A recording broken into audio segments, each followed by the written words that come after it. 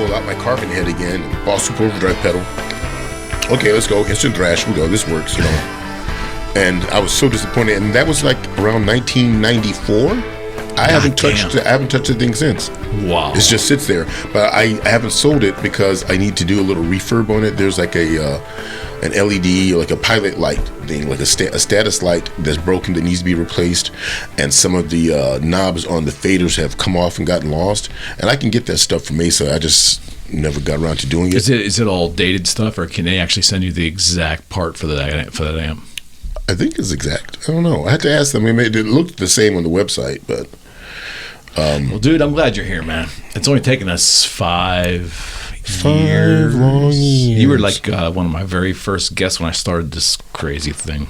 I'm surprised I didn't take the ship down in flames after that. You did not, man. You did not. You were, and it's funny because we haven't had the swear jar here. Yeah. So Freddie was on for the first time for a couple of shows before you, and he had this swear jar, and you're like, well, hell, you know, I better bring some change. Because Fred filled it up many times.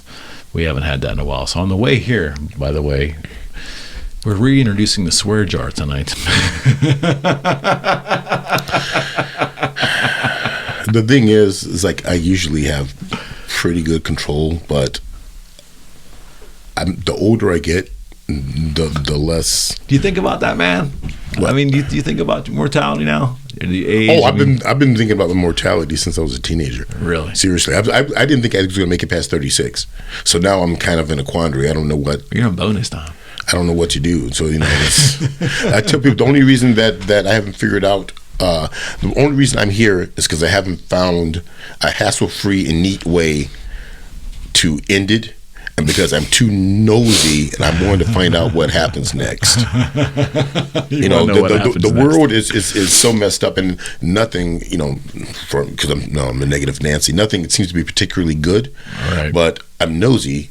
I want to find out what happens next. Now, when do the extraterrestrials come from, you know, beneath the Pacific Ocean, like in the movie, you know, and threaten us Earthlings? Well, I think the UFO thing has been mainstream now, and isn't it interesting during the pandemic? We're going to unwind all this because the last time you were here was before the pandemic. Yeah.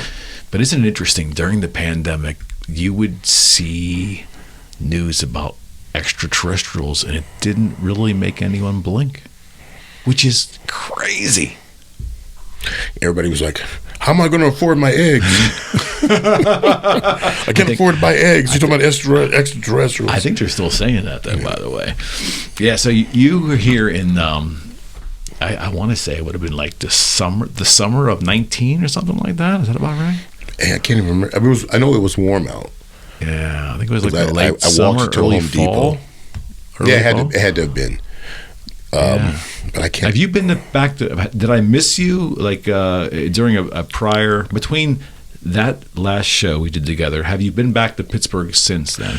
I've been through here, but I don't recall ever having like a day off here. Yeah. Like I filled in on TSO with Fred, and we did a show in Pittsburgh, but I don't recall us having a day off here. I don't remember where we came in from. That I'm scarred mentally and physically from. Were you guys on lockdown on that tour during the pandemic? Because it seemed like, because even Freddie was in his hometown and he really couldn't do jack shit, couldn't really leave. Yeah, they still had us on the mask thing, and they had the crew being fed in a different room or sometimes in a different part of an arena than the band members. Anyone that came in direct contact with a performer was supposed to be wearing a mask. If you didn't have some business at front of house, like, you know, they had this thing where they had this inflatable snow globe with one of the singers in it. Yes, that was at front of house. I heard about that, yeah. So, like, if you weren't one of the people that had to deal with that, or you didn't work with lighting or audio, right, you weren't supposed to be in the house. Okay. You were supposed to stay backstage. No guests backstage. You know, none of that stuff's going on. So. All right, so. We haven't really, since we haven't sat down since the pandemic, we're like, we'll do the typical interview questions. Where were you when you thought you knew the world was shutting down? Where were you? I was actually at home. I had been hired to, what's wrong, man? I can't even spit this band's name out. These guys, these young kids from Michigan, from like the Detroit area, that they want to pretend that they're not influenced by Led Zeppelin, even though it's obvious that they are. Oh, Greta Van Fleet? Yeah, I've been hired to work for Greta Van Fleet. Okay. And we were supposed to go to South America to open for Metallica. Okay. And yoink, that went away. So, yeah. I'd just done the 70,000 tons of metal cruise with Exodus in January and came back. And February, I was working one of my other jobs, and I'd taken on the Greta Van Fleet thing, and I can't remember exactly when that was supposed to have started. I think it was going to start in April. I don't think it was going to start in March. I think it was due to start in April. And by mid-March, everything just, they tried to push it back, and they said that maybe it would happen in December or something, when it became pretty evident that nothing was going to happen. So beyond that, I don't even remember what else was going on. What was the first gig that you had on the return after COVID? What was your first post-COVID gig? Do you remember? If I remember properly, I think I went out with Papa Roach. Okay. This guy I know, he worked for Anthrax, and there was a big joke because his name is William J. And they say, first we had Willie Gee, now we got Willie J. Like that. So I knew him from that, but he was tour managing Papa Roach, and I guess some of their crew had moved on. I think that the management was insisting on getting people that had been vaccinated, and some of people who had been with them before wouldn't get vaccinated, so they didn't do the tour. Right. So I went out with those guys, and we were doing dates with largely with Breaking Benjamin. So that was the first thing. What were audiences like in this first? Did it feel different in the audience? I think I've asked Freddie a couple of times too, and he would just simply respond that it actually would feel surreal. Well, I'm at the point. I'm so old. I bet I'm older than Freddie. I'm old and jaded, and I don't really pay that much attention to what's going on out there anymore. What I did notice, I thought it was funny because I'm like, what did you really come here for? Because one of the first gigs, it might have even been the first gig that we did, was this festival called the Blue Ridge Rock Festival.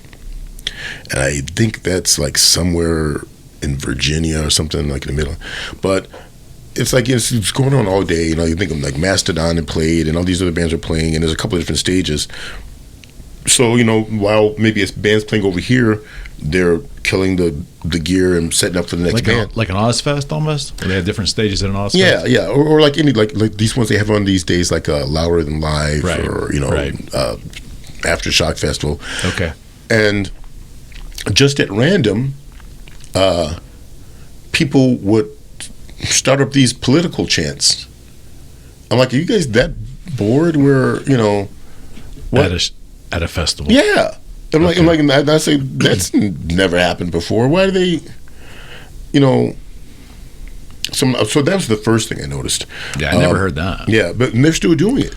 They still do it to this day. I haven't been at a festival in a while. The last one I was at would have been maybe September of last year. Okay. But it was happening then, too. Is that more of an American thing? Yeah. Do you think? Yeah. I mean, overseas, yeah. The political thing wouldn't hit as hard with fans. At a music show, they're there for the music, right? I mean, exactly. You would think? That's why I'm like, why you guys? I'm like, are you that stuck for something to do that you're just going to... Right.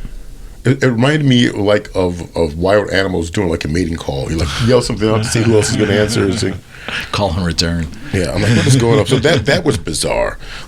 This probably was like 2001, I'm guessing. Yeah, it was 2021. Yeah, I'm sorry, 21. Yeah, yep. Because to us, 20 years is nothing. It is a mere pittance. 20 years. But I got genes older than that. Yeah, I can't fit them, but anyway. Where did that come from? That and just a lot of the policies. Like at one point on one tour, if there was a guest and you wanted them to be backstage, they had to submit to a COVID quick test before they would be allowed back. and I think they still had to wear a mask, and usually you had to stay outside. You couldn't go onto the bus, so you had to stay outside of the bus with your guests.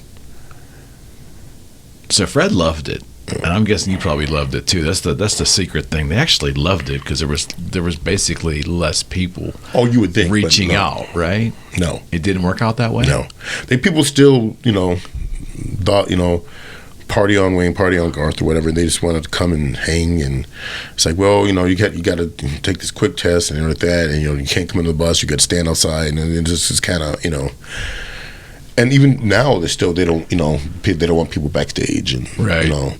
So, okay, do you think so is this the new standard going forward, do you believe? I doubt it. You don't think? No, I doubt it. I predict if it doesn't start this summer, by next year, it's going to be like nothing ever happened.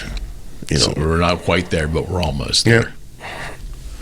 Which is a drag. I'm just, I'm waiting for the next pandemic personally. I got enough projects and stuff to keep me busy for about 3 pandemics. I'll just, finally, all the stuff that I planned to do during the first one that hasn't even been touched or thought about or anything. I bought a Roku box. Yeah.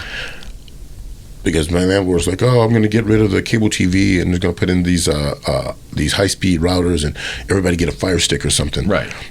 So I bought this Roku box, and I said, well, I'm not going to hook it up. I got enough distractions. I got all these projects and things I'm doing. I'm not going to hook it up until I get some of the stuff out of the way. That thing is still sitting, wrapped in the plastic, like on a dresser somewhere in my room. I haven't even looked at it. I got that in, I think, May of 2020. Wow. I might as well just throw it straight in the garbage. It's going to be useless by the time It probably is. Or maybe I could hang on to it for another 10 years and sell it as some heirloom from on eBay. Yeah.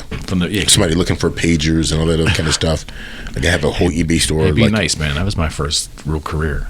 Paging network of Pittsburgh. PageNet. Really? PageNet, the company. PageNet? Yeah, the pager company. That was my first. No way. Yeah. Oh yeah. In the 90s. Consumed most of my 90s. Yeah. Yeah, right before I started Boogie Street. That was it. That's wild. Yeah. Oh, yeah. And then they were, the two-way pagers were like the next thing was a clamshell would open it up, and then, I never had that one, though. I got out before that was, they tried to proliferate that, but we're dating ourselves, pal. We're really dating ourselves. Someone's like, what's a pager? Somebody's trying to listen to the podcast, and they got a 13-year-old swimming. What's a pager? Well, I just was having this conversation with my kids who are both now just over 20 years old, and they don't remember a life without the internet. Yeah, can you imagine that? Start quizzing them on the Dewey Decimal System. That's what I like to do. What a scam that was, right? What a scam, the Dewey Decimal System. I bet if I had like 2 days of like solitude and some solace, I bet I could remember the whole like filing system, like 000 through 1 blah blah blah is they force fed that to us in public school. Card right? catalogs. Now they'll watch it. They'll watch the Ghostbusters movie where the ghost in the library and the thing come and all the cars fly out and they're like, what are those? Yeah, well, I had the same thing happen when personal computers started. My father had been into computers actually in the early 70s, and back then they used computer cards, like imagine an index card but twice as long. Mm-hmm. And he used to say, this is how it works, and then he'd see a computer 10 years later. It's like those index cards didn't last very long. But when I worked in printing industry, we had a system called a Cytex that we used to do all the digital imaging. Okay. Those before Macintosh and Photoshop and all this stuff. And those things actually ran on those reels of tapes. We would like do stuff and write it to these tapes. There were these, like reel to reel. Yeah. That storing those things and trying to find out, that was a real pain in them. See, kids, you have it so easy now. Then they got these things that look kind of like a skinny. They look like a skinny 8-track tape. I can't remember. They were like an optical drive. Right. So there was like a computer hard disk, and this thing would look like an 8-track tape, and you pop it in there, and you start to copy stuff onto that. Wow. And I bet you couldn't fit more than like about 500 megabyte worth of information on the things or whatever. I had a radio gig here in Pittsburgh on a small station out in a neighboring county, and it was a very charming but older radio station. And when I went in there in 2016 through 2020, on the weekends, and it was a talk show thing. And real estate kind of was tinged in real estate, but they were still using carts. No way. For ads, for the push pull. I mean, talk about a time warp, man. That's nuts. Yeah, back to your mortality though. You have the reminders when you're out on the road. Now, on the way here, we were talking a little bit about the age of your staff, right? Your fellow road. You tend to be the jerks. But you tend to be the senior member now. Fred has the same problem. Yeah. Well, but I don't know. Fred doesn't seem to gig hop as often as I do. He seems like he gets on a gig and he's on there for a while. So, like on his current one, it's like, just how young are those other people that he's working with, Mm-hmm. I mean, I was talking to someone that I think is working with the video department, and this guy isn't necessarily all that young, but he told me like this is his second tour, because before I guess he was doing something else, but now since video has become so prevalent in live concerts and stuff, now they're hiring these other people that they know about video for corporate events or whatever they're doing, but they're not used to being on tour. Or if they do tour, they're doing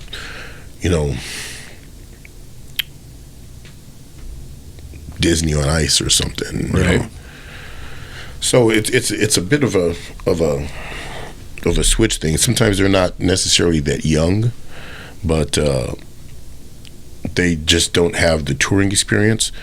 And a lot of the bands that I would normally work with, those bands are older, and so now these younger bands, of course, have a younger crew. And then somehow I wind up in the mix. And then it's like, who's that little old man? It's Paul's grandfather. He's very clean, isn't he? How many years now you touring? Solidly, I would have to. This makes 24 years now. Wow. That's hard to think about. I mean, I did the first time I ever touched the door of a bus, it was 1998, but I didn't have any intention of making this a long-term thing. I was doing a favor for a buddy of mine, and so I did it. Didn't really think much about it, and then it was Russ Parrish, Satchel from Steel Panther, who put the idea in my head. The guy, Happening Harry, Mark Harrison, I put together a little group. He calls them, it was Happening Harry and the Haptones.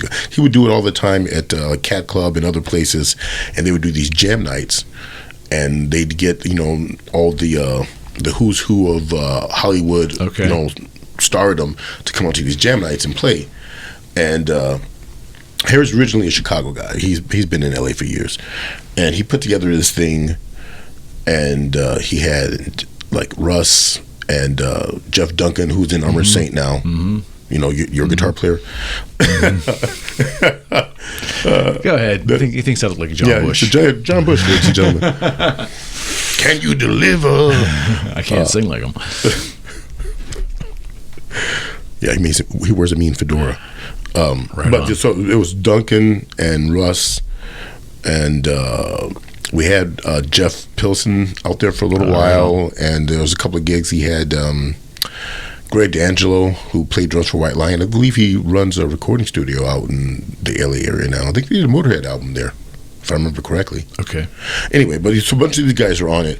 So Harry had known I did the King Diamond thing, and he asked me to come out and kind of like stage manage and handle backline on this thing he was doing for like 2 weeks in the Midwest or whatever. Again, I was looking for another full-time gig and doing these other dumb things. I was playing in a band that for more or less was like a Motown review. Yeah. was total culture shock for me. I bet. A few months before that, I was, wearing leather and windmilling and stuff, and that I did that last gig in April, and by like July, I was in a tuxedo and, hating life. Any photos exist of that? Maybe the people that ran the band might have something, but I don't think. That's definitely some photos that need to be dug up. Oh, we won't need to talk about the Prince tribute band. Then I actually I shaved off my facial hair. I had the Japanese band. That was Des Dickerson. Right on. But the drummer got cold feet.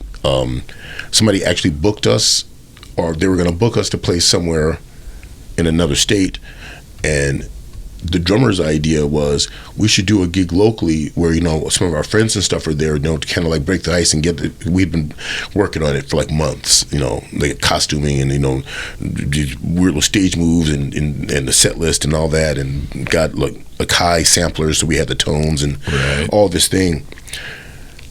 And then he wanted to do a show locally, and I was like, buddy, I don't know about you, but I don't really want anyone to know that I'm doing this.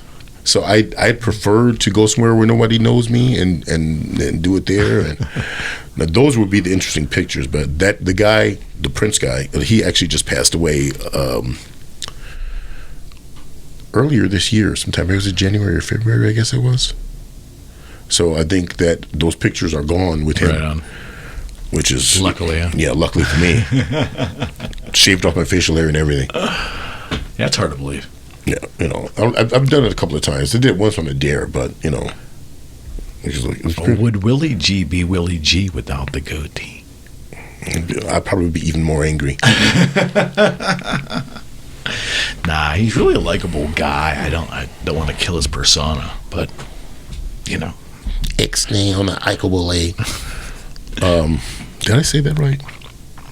I'm not good on pig Latin. Yeah, me neither. Flay. My God, dude. But I don't even know what I was saying anymore. But yeah, those guys, Russ was like, you could probably get a job doing this. And at that point, I hadn't turned up another job that was really worth anything. So I started trying to get, backline jobs. As usual, whenever you try to do something, it doesn't work. Yeah. But I remember I was waiting for a call back about a job working either for AT&T or for some energy company in Chicago and Illinois in general. I was waiting to find out whether or not I was getting in or not, and I got a call asking if I was available to do another King Diamond tour. I'm like, well, guess I'm going with the bird in the hand, and I took the tour. And then after that, things kind of snowballed, and I bought a lot of suitcases in that time, something like that, because I tend to destroy them. I destroy everything I touch. So, did it just kind of just happen, or was there a moment where you said, "Well, I guess this is the kind of work that I am doing now. This is what I am," or didn't you have time to think about it? Like, just it was like one gig after another gig, and you just kept rolling along. Basically, it was a lot like that. I can't remember what else I did that particular year. But also, coincidentally, and I don't know if it's coincidentally, but I had some friends in this band. They were all like death metal guys. And then they formed this rock band as something to do on the side. And they had this band, Soil.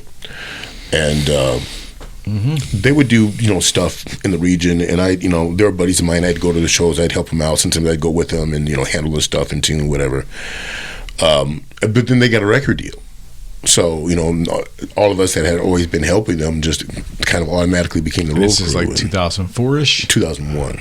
Okay. Yeah. They got signed, I think they knew they were signed by sometime 2000, early 2001. By the time we actually went and officially hit the road, Mr. Glass? Yep. Sean Glass. There was talk of doing some guitar work in 2004 or so with Washburn and there was a prototype made, I believe. Was it a baritone SG shaped guitar? Does that ring a bell? Yep. Yeah. I don't remember if that one was an ESP or what. He had a baritone V at one point as well, but I think that might have been an ESP. Yeah, I don't think that was with Washburn. I think the proto they made him, and I got a chance to meet him in Chicago once too. He's still hacking at it. He's got a band called Yeah, we're connected still on social. Oh, you are? Okay, yeah. His band's doing pretty well, actually. I actually like to do stuff a lot. I wish they would gig more. But he's like, it doesn't make a difference. You never at any of my shows. Well, can only be one place at a time, unfortunately. Is that where you had the connection? Because I felt like you had a connection with like a lot of the Washburn folks. Because when I got introduced to you through Freddie years later, I just felt like we knew some of the same people. Well, I think there was a couple of people that worked at Randall Washburn that knew all the soil guys. So that was the kind of tie-in with a lot of that. And at one point, Soil, I think, was going to use Randall, and they played at Milwaukee Summerfest, and I went with the guitar player, and we basically filled up the cab of a pickup truck with 4x12 cabinets, and Randall was using the I forget what they were calling the system then, but the MTS heads with the modules. But there was a power amp, and we had another rack that had the modules to go in, and then they joined to this power amp. But there was this latency with the switching. That was the issue. Yeah, and we couldn't get past that, so they wound up not going with that. Yeah, I think Washburn was owned by U.S. Music Corporation. Mm-hmm. U.S. Music, I believe, at that time acquired Eden Amplification. Yep. And I think in conjunction with bringing the Eden folks on, they created the module system. But there was this. And again, I can't speak for certain, but I believe, if my memory serves me correctly, that there was a latency issue that kind of like put a damper on the whole thing. It was a very ingenious system because you would just pop the modules in and out, and they were all tube. And they sounded great. Yeah, they did when they worked. Yeah, when they worked. No, I don't think they had that problem by the time they started doing the heads. Okay. Remember, Scott Ian had the Kirk Hammett model with some in it, and I remember being at the rehearsal when they were just demoing some songs for the album that I believe wound up being worship music, and I was there, tweaking some guitars and helping out, and Scott had one of those, and I think it was, who was it? Somebody stopped by and brought him some stuff over, and I think they brought one of those heads, and we started using this stuff right away, and I don't recall that problem. I remember it's like I guess they fixed that issue. But we had some interaction with that. I believe you're talking about the time that Scott was with Washburn as well too, for a period of time with the guitars. We were involved to a degree, but to me it was just the reliability issues with the modules. We just couldn't. There was some of the modules were being made in Chicago there, and then they started outsourcing them somewhere else in the country, and someone else was making them to get more made quickly. And once if the modules, any issues with the modules at all, it's not going to bode well for the overall view of the product. And I think that was also an issue. I cracked a joke at one point about maybe we should take it out and like blow on it like you do like in those old game cartridges and put it back in and maybe it'll work. Oh my God, yeah. Did Fred ever tell you the story about Zach? They tried to present the module system, I think. The Randall folks to Zach, and he was, and they were showing he popped the modules in and out and so forth, and he's like, that's not going to be roadworthy, those tubes are going to break, and he's, oh no, it's really built pretty well, and he goes, I guess he took his hand and he only guessed against all the knobs on there, went, and like all the knobs just kind of like snapped off.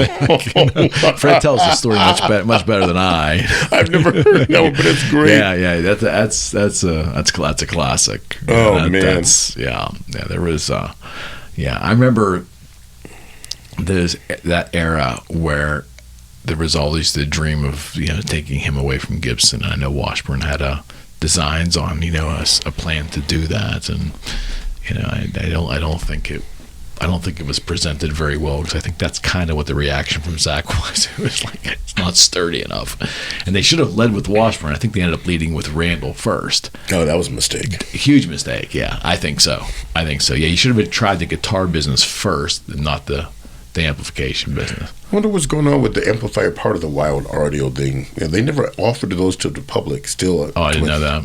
They were supposed to be making a line of amplifiers that was available to the public. Nothing's ever come out, so I don't. Yeah, do you understand the guitar business anymore? Like, I mean, I've been out now for 10 years. We closed Boogie Street in 14.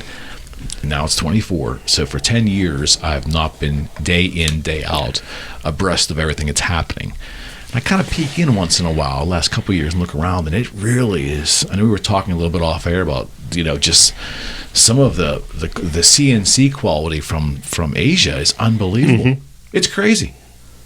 I mean, off the charts crazy. And I would think that's got to be tough to overcome. I mean, the thing for me, though, my experience with a lot of these Chinese-made guitars is when you get a good one, it's really good, and then there's some of this. There's no consistency. That's almost by luck, right? Yeah, it's like there's no consistency. You never know what you're going to get. There's no consistency in the parts. People say that about Gibson and Fender, though. Yeah.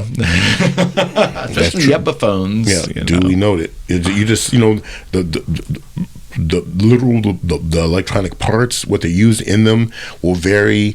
But I always say it's like all you have to do is like if you got some guys putting together a guitar and he's had a rough week and his wife's yelling at him, or maybe he's going through a divorce and he went out and he had one too many beers at lunch. He comes back, that guitar he's working on probably isn't going to be that great.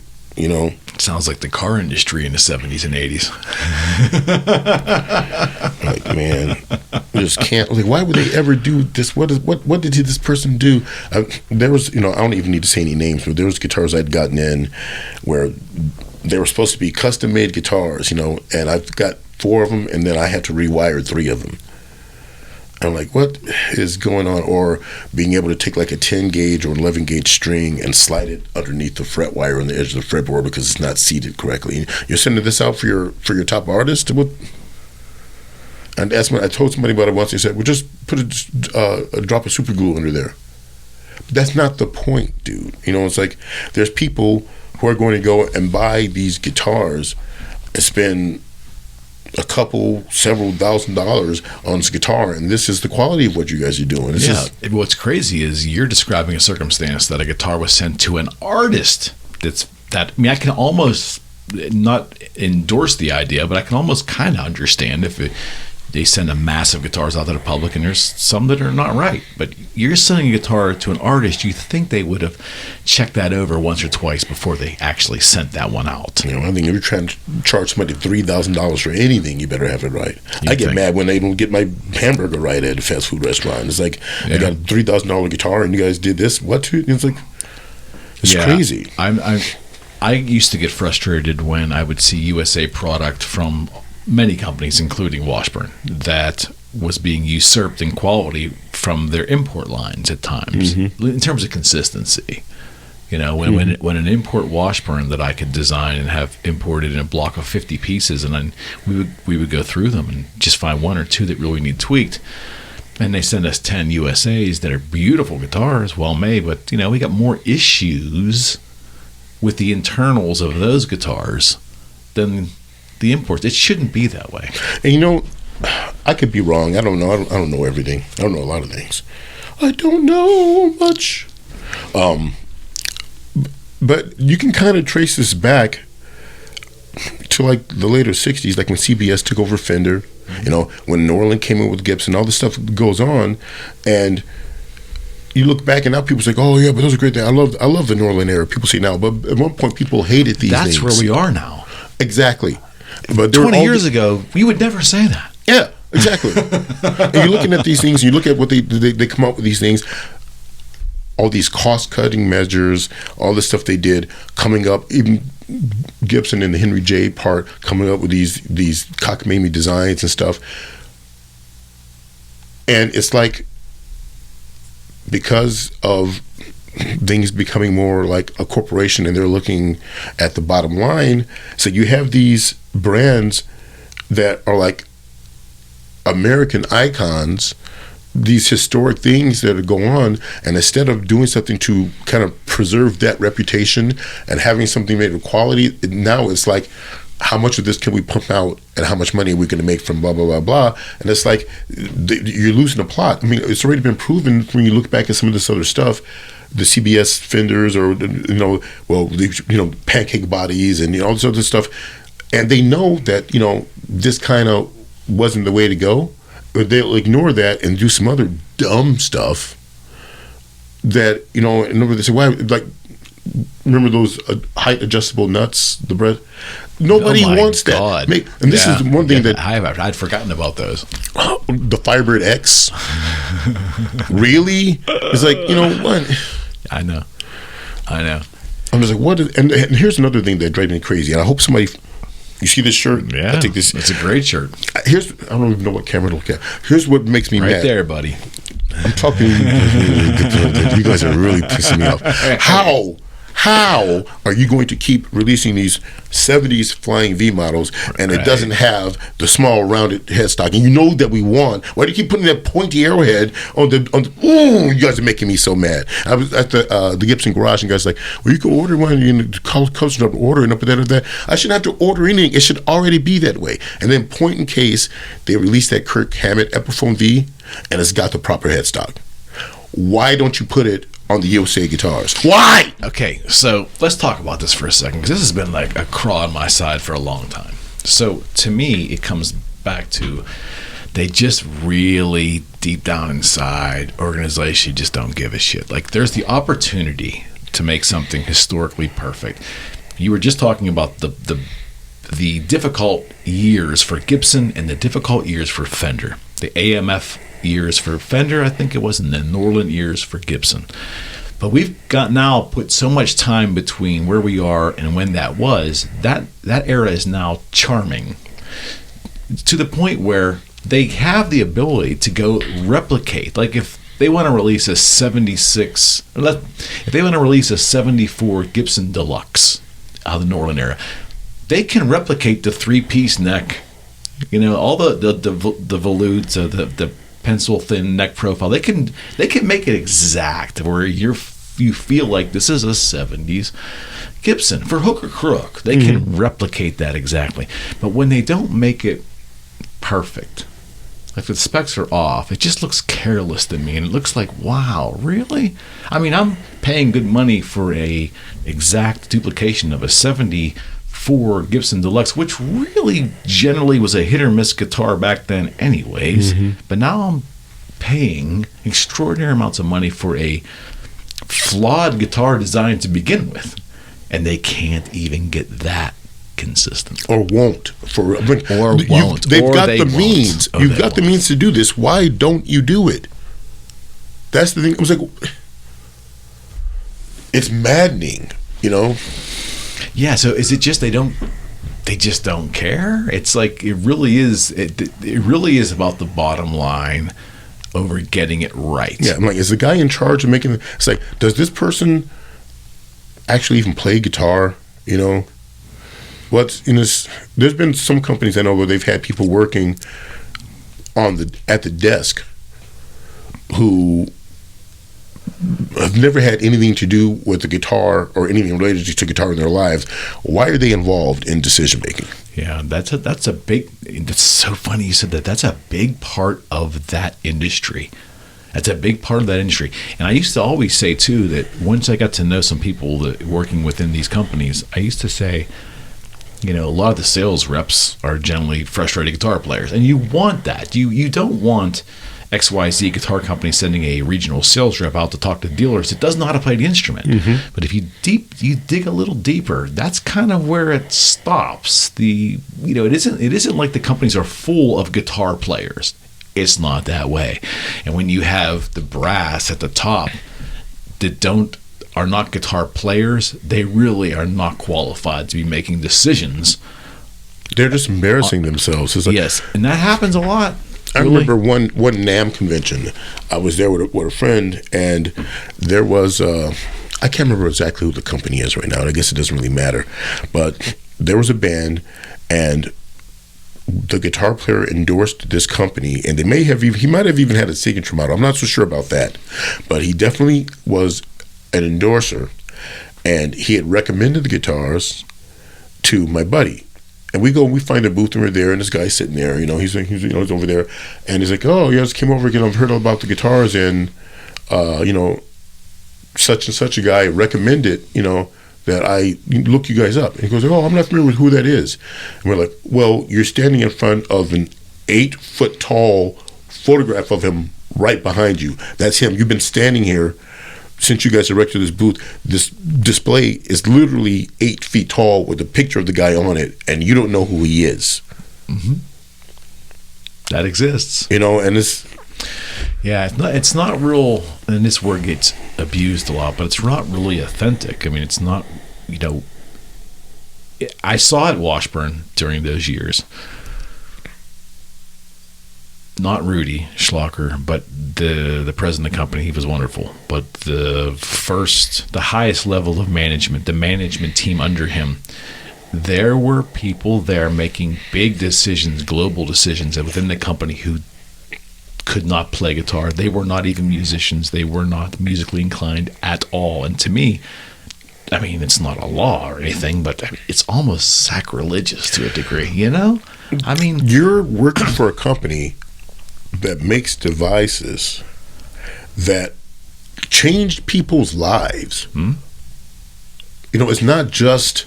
This isn't a blender or a dishwasher or a memory foam mattress. It's functional art. You know, these things go on to... Most definitely. There's a certain weight behind that, let alone the history of the Gibson Corporation, or knowing how Fender started, you know, any of this, even Elliott Randall in the garage with stuff. Any of this stuff, it's like this isn't your normal industry, exactly right, and it needs to be treated as such. As far as because it's very special and unique, yes, and it's just not, and well, in some circles it is, but in other circles, I mean, I look at the Paul Reed Smith guitar company, and granted, I don't know the inner workings of that company of the past 10 years. Things might have changed, but I've always admired how close to the day in, day out operation Paul remained. You know? I mean, there's something to be said for that. Yeah. Now, the other thing, too, is I only think there's 2 companies that have a long enough history that they can go back and reharvest their old designs and just reissue them to continue to generate new income. And that's Fender and that's Gibson. And it's a really great business model. And think about it. If you're really savvy and you sit and think about it, well, even though these are not our best years, it's pretty much universally known of that, we can go back and we can make those individual years special in the eyes of the market, and we could probably do a very good, authentic reissue and continue to mint money. That means right? Giving me a 70s Flying V with a small rounded tip headstock, and not the Theodore, okay? We don't want Theodore. What is the Theodore? You ever seen it? I've seen the photo. Yes, I have. I'm like, I don't know what that is.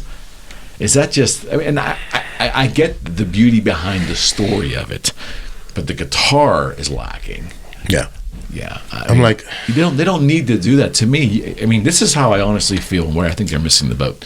So, Gibson, if you're listening, hey, you know, it's just an idea, but you're sitting there with a gold mine.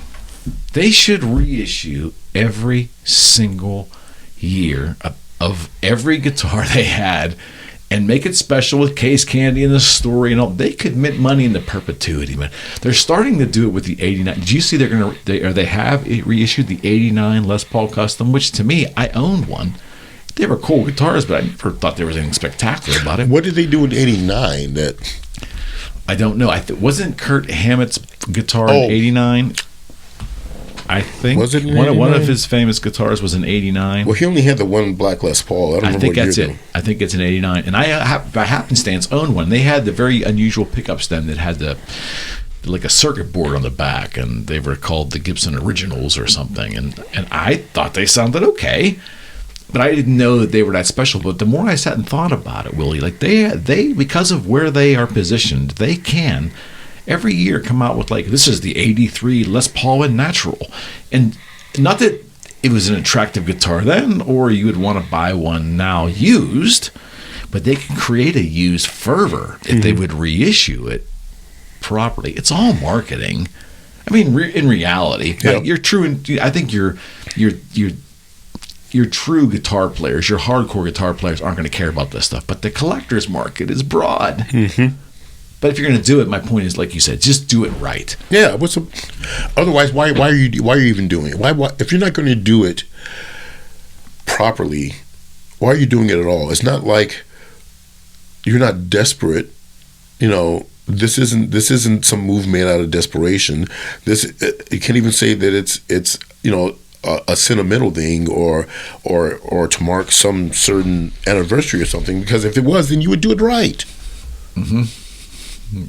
Like a case in point, when Henry had the company the last couple of years before he got rid of it, they had a thing called I guess the 70s Les Pauls or the 70s SGs. I have a 70s SG. Oh, I know what you're talking 2012, about. I think it is. A 70s SG. They didn't have like mini humbuckers or something, but they were covered. Yes, special. I have one. And so the specs on this guitar is maple neck, maple fingerboard, but both of them are roasted, which I know is kind of in style now. I don't think they were roasting fingerboards and necks back in the 70s. They wanted to put something out, and they had no choice because of that whole thing with the FBI and the wood and all that. And I guess, but it's not a It's not a 70s SG special. Exactly. You know, why bother? That's what I mean about authenticity and making things historically correct. Yeah. I bought one of those new Melody Maker series Explorers, and this got the roasted maple fretboard. Well, they didn't use rosewood on that. Right. And the thing's, I will tell you, the guitar, I like it. It screams. It wasn't very expensive, but it's really not as advertised. Mm-hmm. Do you know? Mm-hmm. You know what I mean? And they have the ability to do anything, but you have this great history to milk. You could milk that into perpetuity. And the lights are on, but no one's home over there. I don't get it. I mean, so let's talk about Fender for a second. So would you venture to say that most of your life you've been playing Gibsons? Well, generally. I would like to say that. I would have to say most of my life I've been playing and lusting after Gibson styled or influenced or... set neck guitars. Yeah, set neck guitars, shorter scale, humbucker equipped, all that stuff is what... I even though I didn't know what I was looking at, I was observant enough to notice at an early age that every guitar player that I seemed to like or I liked the sound of was playing the same equipment or some very similar stuff, and it was all coming from the Gibson company. So I knew what a Gibson Les Paul was long before I knew it was a Gibson Les Paul. It was like the same thing. All those things. I'd see photos of, like, say, whatever, Aerosmith, Kiss, Peter Frampton, all these guys sneaking up late and watching, the Midnight Special, whatever it was. And every time I saw someone that I liked, if they didn't have a Les Paul, they had a Gibson. The guys that were playing the Fender stuff, I tend not to like as much. Yeah, I am right there with you. Yeah, I sit and think about it now, and I'm trying to find the exceptions, and I wasn't a Hendrix guy, and I just didn't. Blackmore, I love the heaviness of Deep Purple. Blackmore wasn't on my radar, but anything that had a humbucker into a tube amp, a valve amp, probably a Marshall. That tone was so definitive, right? I made a guy at Marshall really mad at a festival because, I don't know, we were talking with guitar players, and I said that I felt that the heaviness of Deep Purple actually came from John Lord. Oh yeah. I said the same thing. And it's like, Blackmore, to me, seems like he kind of turns his volume down and kind of hacks around a little bit, and then when it's time for solo, he winds it up and he does his thing, then he backs off again and kind of, other than if you want to say, the riff or whatever he played, like Smoke on the Water, some things like that, there isn't a whole lot going on rhythmically with a lot of the stuff that he's done. It's never really been about, the rhythm guitar. It's like the riff and the guitar solo. And other than that, it's like everything else the keyboards have. It's that body organ, man. I mean, it's what it is. Mustaine kicked me out of a dressing room once because I said that John Paul Jones and John Bonham are what really made Led Zeppelin special, and that Robert Plant stole basically everything from Steve Marriott, and while Page was genius in studio at the time, he couldn't even play his own stuff live for whatever reason. He couldn't do it, and half the stuff was ripped off anyway, and if they didn't have those two guys, they probably would have never done anything. And Black Sabbath was much more vital to what heavy metal is than Led Zeppelin ever was, and he threw me out. Didn't say I was wrong, proved me wrong, but he kicked me out. Yeah. I'd rather be right than wrong and happy anytime. That's a great argument. I'm inclined to probably agree with you when it comes to Led Zeppelin too. I was always disappointed by any live footage of Zeppelin and I'm okay with Page playing behind the beat. That's part of the thing. I mean, no one plays behind the beat like Richards does, but that was part of Page's thing. I get it. But then I realized the more I listened and watched Willie, it seemed like he was playing behind the beat because he physically wasn't able to keep up oftentimes with the pace of what he originally wrote. It wasn't like a planned thing. It was like he's struggling live. And that just became like the way I viewed Page. And now that kind of changed when they toured with the Crows and in 2000, 2001. They came to Pittsburgh here and it was great. I mean, it was, I think that was for me, that was Jimmy Page kind of redeeming himself during the Plant stuff in the 90s and that. But yeah, I'm right there with you. And I just never got it. It's like, yeah, stuff's cool. The records and stuff are cool, but it's like every time I saw like any kind of video footage or something, it's like, yeah, I was like, it was thin sounding live. Yeah. I mean, what he did in the studio was masterful. If you like it. I mean, there's a lot of people that don't dig it. But in terms of a live band to blow you away, I mean, some of the Who gigs will, the three guys just, knock you off your socks. Yep. The Who live, that was formidable. That was it. That's a one guitar attack too. I mean, that was, They had three guys who I think they all recognized each other's strength and they played off of that. And it wasn't like Pete Townsend was some sort of brilliant soloist or something like that, but he's playing for the song, Certainly. Not, these blustery recycled blues riffs through, so, whatever.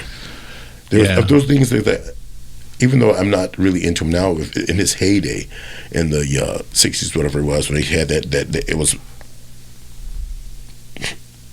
Page. The argument is Page, Clapton, and Beck, and Page definitely was the low man on the totem pole with that stuff. That stuff with the Cream stuff. Are you kidding? Tone wise and everything. It's like both Beck and, in my opinion, Beck and Page just left him in the dust. It's like there's. You mean Clapton? You mean Clapton was low man? Well, no, I meant Page was. Okay. Because the studio recordings and stuff, that's all fine, but when you step out on the boards, what are you going to do? And nobody's going to get close to touching Jeff Beck. So no, he just didn't have the mass for whatever reason. It just didn't have the same mass appeal as the other two. But from a technical standpoint and from let's just say that his live performances were dazzling. Yeah. And the other two were, had little moments of fire here and there, but not in the same realm, in my opinion. Do you think that if you look back into that era, 68 through, let's say, I don't know, pick a year, 77, right? 10 years, let's say 78. The type of rock created in that time frame, that type of tone, there's so many younger bands trying to emulate that tone. Greta Van Fleet, one of them. I just saw a band pretty good called Feel. You seen them? No, I haven't heard of check them out. You might dig them. But that 70s kind of double humbucker, kind of in the Marshall, just trying to recreate that 70s hard rock vibe. When I hear it today, I love it. Like some of Greta Van Fleet stuff, Close Your Eyes, it's great, but it doesn't move me like the originals do. Really they've got a tube amp up there, but was really feeding PAs a Kemper or something. Oh man, see, now you're really ruined it for me. No, I'm just cracking jokes with that because I keep getting into arguments with especially with some of these younger guys that I wind up working with. They just don't get it. I'm like, until you've plugged in to one of these systems and you're running one of these amps wide open, you don't understand, and I feel like a broken record because I find myself saying it's almost like it's a rehearsed speech now. The whole thing for me with that is, and I don't know how many times, I haven't even said it to you before, but rock music and popular music, whatever you want to say, but we're first on like guitar-driven rock music has always been this kind of a black sheep thing. It's always been this visceral animal that adults thought was offensive and dangerous. And a lot of that is because at the time you didn't have anything going with that kind of volume and played with that kind of, more of a carnal attack, physically attacking instrument and creating things and being loud and hedonistic, and it was frowned upon. And the musicians would put this energy out and the crowd reacted and gave it back, and so it was like this symbiotic thing that happened. And there's a physical amp there with just being pushed to its limits, and it's exciting. The air molecules running, and it's a physical thing. You can feel it if you're playing loud enough, and the guitar reacts a certain way. Amen. And it's like, if you're not physically feeling it, you ain't feeling it here either. And people's like, whoa, but this digital stuff. I'm not going to say that some of this digital stuff doesn't sound great. I own some of those things myself. I think they're phenomenal. But there's nothing like the experience of doing that, and until you've done it, you don't really know what you're missing out. There's a whole group of people now who probably have never plugged a guitar into anything other than their computer or something. I was just at a Guitar Center in November, and there was a young kid in there playing, and technically he was pretty good, and I wasn't really in the mood to play. My hands had been hurt. I think I had cuts or whatever, and I was looking for a replacement overdrive pedal for someone, and I wanted something that had the capability of a considerable amount of gain, but I was really looking for something to use as a booster. So I kind of had... I'll go buy a Klon. It's funny you say that, because I had it narrowed down between a Wampler Tumnus and an Icon Archer, and I couldn't decide which one to go with that. So this kid was playing, and I think he's a store employee. So do me a favor, it's like, plug these in for me. I want to see, what it does to the amp when it's clean. I want to see what it does when it's dirty. I want to see so that, and he was like confused. This guy he's in Guitar Center, and he's never played with a pedal. He's never taken a pedal. I was like, into a valve amp, into any amp. He'd never used a pedal before. I'm like, well, who's raising these kids? I'm like, what is? There's a plethora of stuff in the store, and you're sitting there kind of noodling. I don't even remember what it was he was plugged into. That's great. I was like, what the? And then I showed him, what you can do under that, and his mind was like blown, because he's never considered doing that. So you can have this, but if you plug this in and you set the gain low and you turn this up, then he heard like this extra life, this extra spark come in, and it's like they just had no clue. But that's another story. So, they do that, and people's like, well, now you don't have to carry those. It's like, it's not about how many amps you have to carry or how much it weighs and the hassle with that.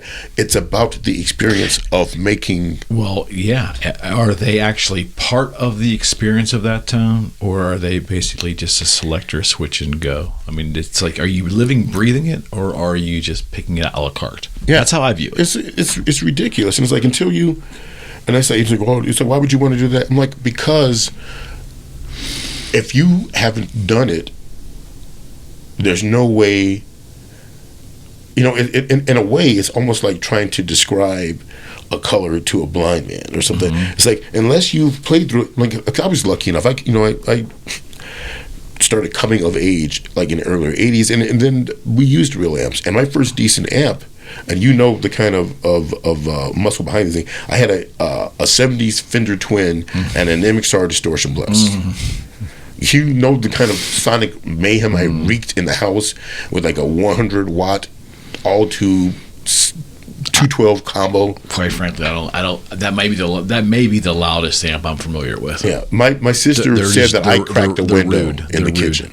Yeah, nothing louder than Fenders, man. Like, man, that thing, so much headroom, and just it would just shake your house, And when I was doing Slayer, we had Gary had 3 100-watt Silver Jubilees and 6 cabinets, and they were all on. And it wasn't like they were trying to part your hair down the middle, but nobody was being stingy with the volume control. Right. And until you strap something in and you harness that kind of power, Because that's part of the experience.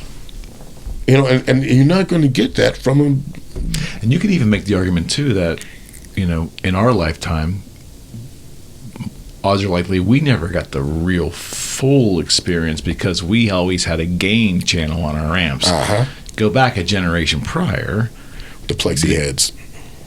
That tone on those albums was created by overdriving that amp, or a lot of them giving a small tube combo, exactly, and right, cranking that absolutely, thing up, yeah. you know? I mean, the power break became a thing like in the 80s, and then and actual gain channels became a thing, I think, in the late 70s, early 80s. But before that, the amp had to be running full effing tilt. You hear the arguments about like that, right? The early Aerosmith days, because Steven Tyler always say that Joe Perry was too loud, and Perry's argument is it's got to be this loud to get the sound that way. So deal with it. This is what it's going to be, and those two have been.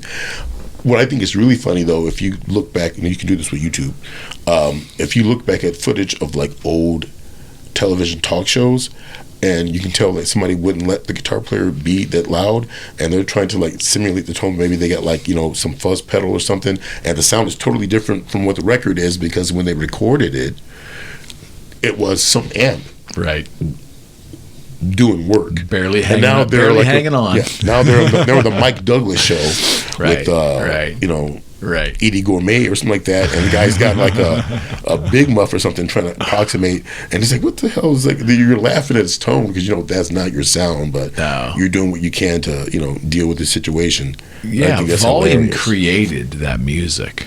Yeah, it wasn't, and I honestly believe this. It oftentimes wasn't to offend the neighbors. That wasn't the intent. The intent was to get that sound in their head, and the only way to do that then was to run it full tilt. And that's what they said, that a lot of those noises and stuff that Hendrix came up with, they said that when he was in the Army, he was a paratrooper, and he'd skydive, and they said he was hearing stuff, so he was trying to like imitate, you know, I don't know how much of that is drugs and stuff too, but but, you know, they say he was just, you know, pulling sounds back that he'd heard when he would skydive in his short-lived time in the Army as a paratrooper. I've always been amazed as a person who does not play Strats or doesn't play Fenders in general, and more importantly, does not play single coil pickups. I've always been amazed at the greats and their ability to control that freaking monster at full tilt. I mean, that in itself is an art beyond a playing skill. You know, it's unbelievable. I remember Leslie West used to run a guitar school back in the real early 80s. I had a Guitar Player magazine that I bought maybe when I was 9th grade, and I'm reading this article, and he's like, people come, you know, these kids, they want to learn to play rock and that, and I'm showing them all this different stuff, and there was a kid that came in and says that he had a hard time controlling his feedback.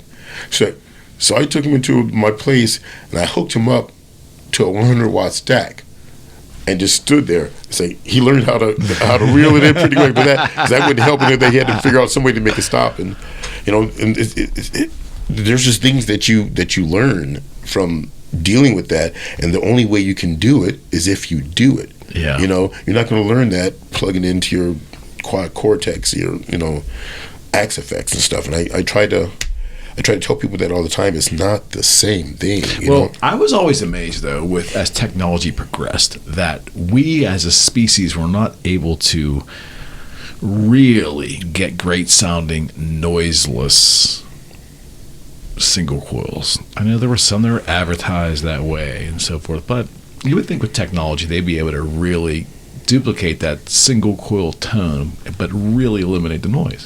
Just I'm never seen curious. that happen. I haven't heard the latest. I think Fender's up to what they're N4, the fourth version of it. Yeah. I haven't heard these, but I gotta admit I am curious about what it does. And then there's the DiMarzio series where they told like the Air was Air 63, 61 or something.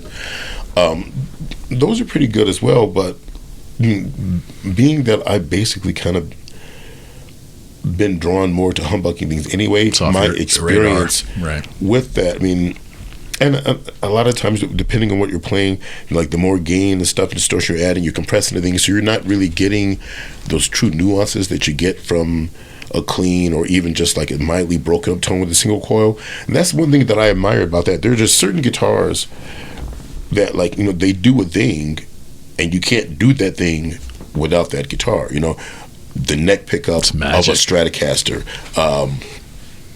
that weird muscly, I can't even verbalize it, that thing that a Filtertron and a Gretsch does, a Rickenbacker. You know, you're not going to get those tones basically with anything but those guitars. You might approximate with some other things, but it's just something about those things that people don't even understand. You know, everyone is about getting the 24 fret neck. I'm like, yeah, but if you play your neck pickup a lot, putting those extra 2 frets on there displaces where sure does the neck pickup is, and now it's not sensing the same. You're not getting the same harmonic content. You know, and that's another thing I learned the hard way. But you know, I had a copy of a Les Paul, but at least it had 22 frets and a humbucker in the neck. And then I got this Ibanez that was 24 frets with the thing in there, and it would, you know. And then I started playing the Gibson Explorer, and I thought I would never touch the Ibanez again. And then when I went and pulled the Ibanez out because I wanted something with the bar, it's like I was holding a totally different animal. Everything seemed to be in the wrong spot. Isn't that the beauty of the whole industry, though?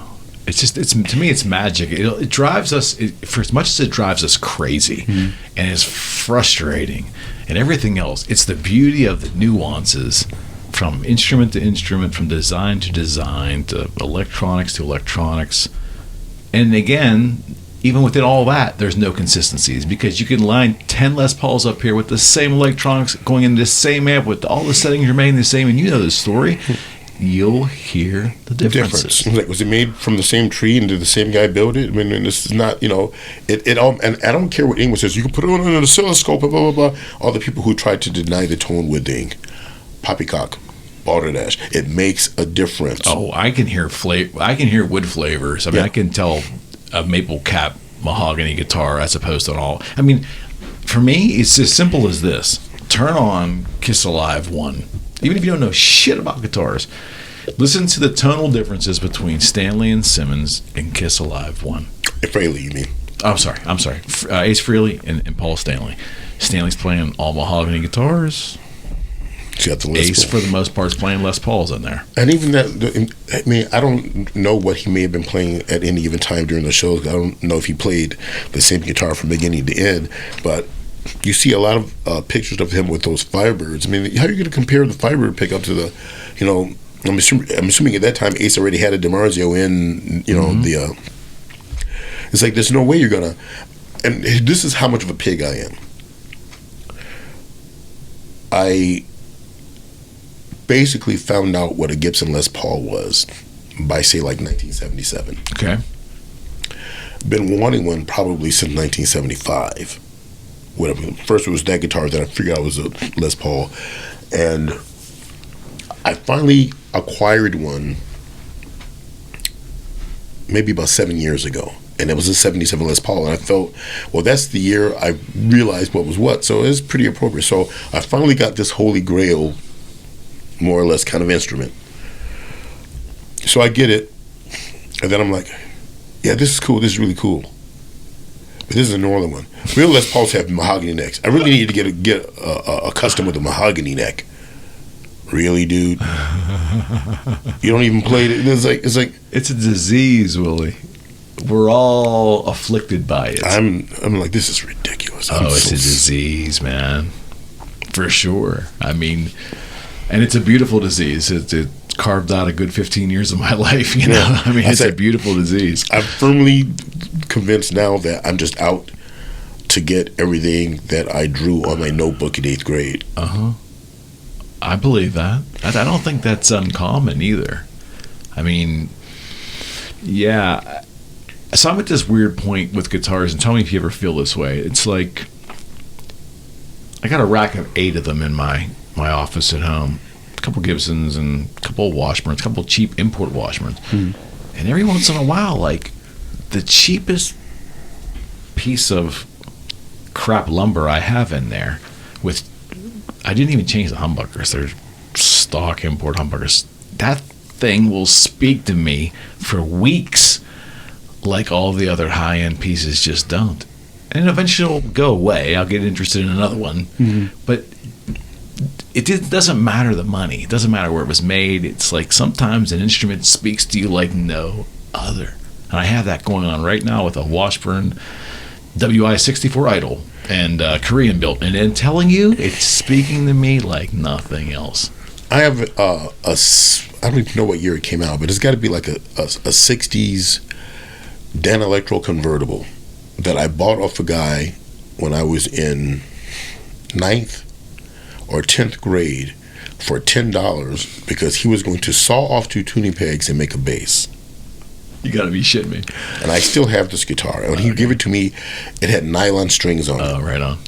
And but it's an acoustic, the acoustic body with the sound hole, but then there's lipstick pickup in the middle. And I was sitting, I would play that thing.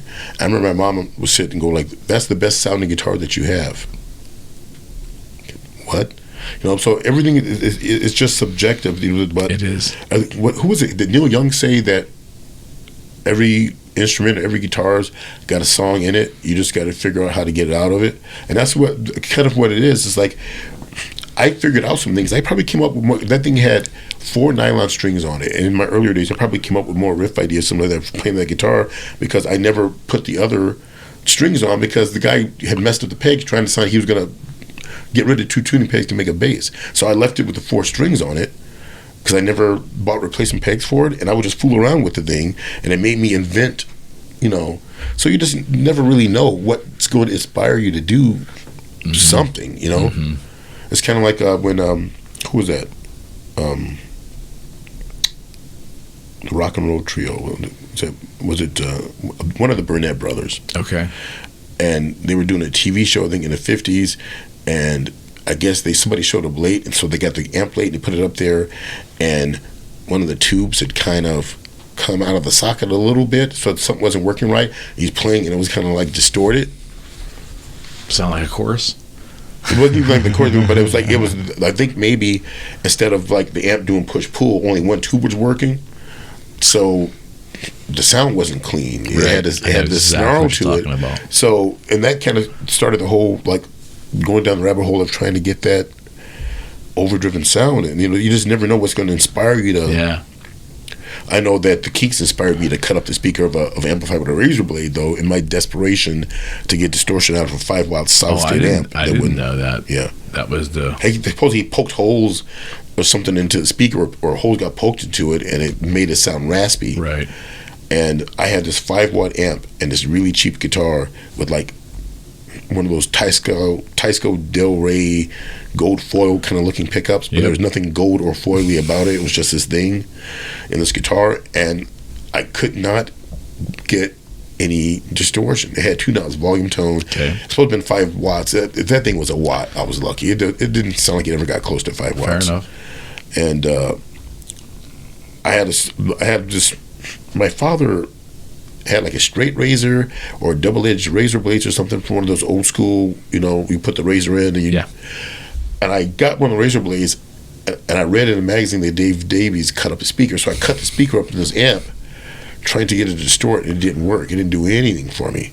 And it wasn't until I put a guitar with a real pickup in it and maybe pumped that distortion. By the time I put a real humbucker in, and then I fooled around and I put the distortion plus on it, and I dimed the controls, that thing was like hopping off the ground pretty much after that point. But it's the first time that the input stage actually got pushed. Got it. The same thing with the Twin. I never could get it to overdrive, and I was like maybe 18, and I was playing in this bar band with these older guys, and I had the Twin. But then at one point I got a Seymour Duncan Invader from my friend Dan, and I put it in this Hondo Les Paul copy. Hot as hell, man.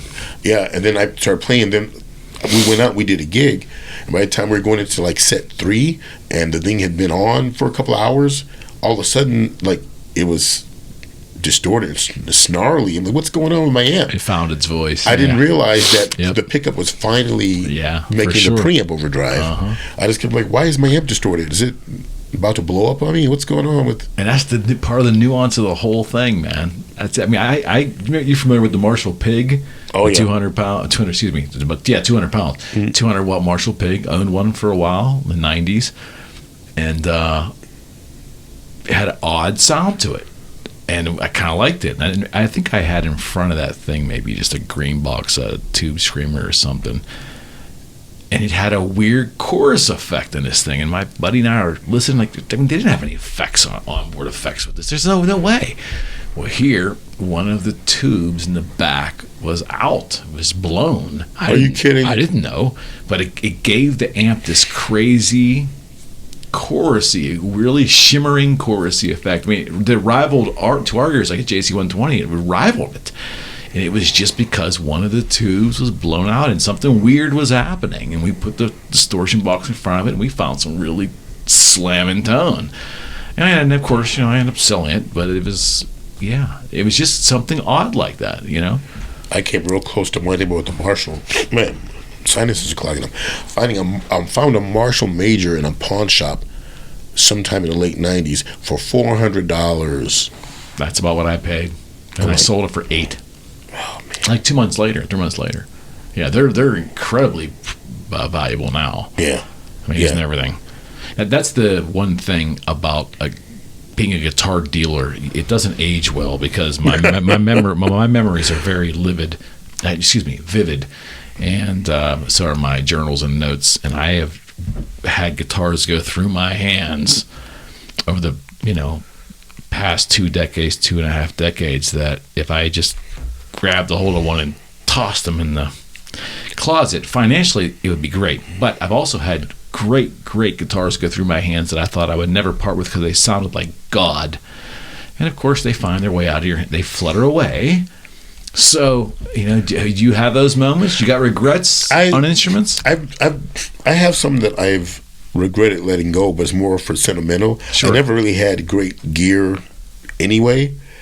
But what about from a tone standpoint, though? Have you had some little tone machines and that you thought, this is going to keep this one around for a while? That infamous 50-watt Marshall head that I shouldn't have let go. At this point, I know I could have taken it to somebody and had them do something with it. Back then, I was angry and just looking for a solution. But was it an early JCM head? No, it was like an early 70s 50 water. Yeah. Oh, wow. Okay. 1987. Okay. Mark II deal. Most of my regrets are things that I could have and should have bought, and I didn't because I was trying to be fiscally responsible or because I reasoned that I could find something better. Like before the resurgence in interest in punk rock, before the 100-year Gibson anniversary, before we're depleting all the tone woods from the rainforest, any of that stuff, you could not give a Gibson away. Everybody had to have a Super Strat, you had to have a lock and vibrato, you had to have something pointy. Welcome to the 80s and early 90s. Yeah. And I always wanted a Les Paul, but every time I saw one, I disqualified it for something. It was dated, wasn't it? Well, I mean, it didn't have a bar on it, so you couldn't play any of the modern stuff. Right. But but I still liked a lot of the old stuff anyway. At the point I was still really into Ace Frehley and any of that stuff. But I remember I saw a black Custom at one point, and it looked like it had the Kaler on at one point, and someone filled the hole in the route and then refinished over the top. But when I held it, I could see the mark from where it used to be. Because in order to really cover that, you'd have to put a veneer over it to hide where the thing had been. Otherwise, you're still going to see the seam, no matter how tight you make that. And I was like, this is better than that. I could probably find a better. It was like $400 for a Les Paul Custom. Wow. At some music store that's money traded. Or there was another one that it was a standard that was in some unusual color, and in my head, because I'm still after the guitars that my Guitar Heroes played. A Custom has to be black or ivory, or because Ace Frehley you can get through with a cherry sunburst. Yeah. So the Honeybirds wasn't on your radar. standard has to be tobacco burst or cherry sunburst. It wasn't until way into the 90s that I accepted the existence of a black standard. That was a no-no. Blacks were the custom. Standards are the sunburst finish. So I had this whole thing. I remember there was a pawn shop that had one that was a weird, almost like a magenta burst Les Paul standard. Okay. And I'm like, what is this thing? I was like, I just ignored it. I didn't even eyeball it. I thought it was unusual. But or when they came out with the silver burst, right? I gave that the instant thumbs down. You like this? No. And here's the thing that's funny about it: the first person I ever remember seeing with the silver burst Les Paul was Joe Elliott from Def Leppard. So right on. First of all, I was like, I want a Les Paul. Why does the singer have a Les Paul? And what's with this paint job? That's a Les Paul custom. That's supposed to be ivory or black. Stricken from the record. It's like the singer from Def Leppard's got a Les Paul. What is so? So there's a little bit of hatred going on with that. But I mean, to this day, I still don't really like the silver burst Les Paul. You don't?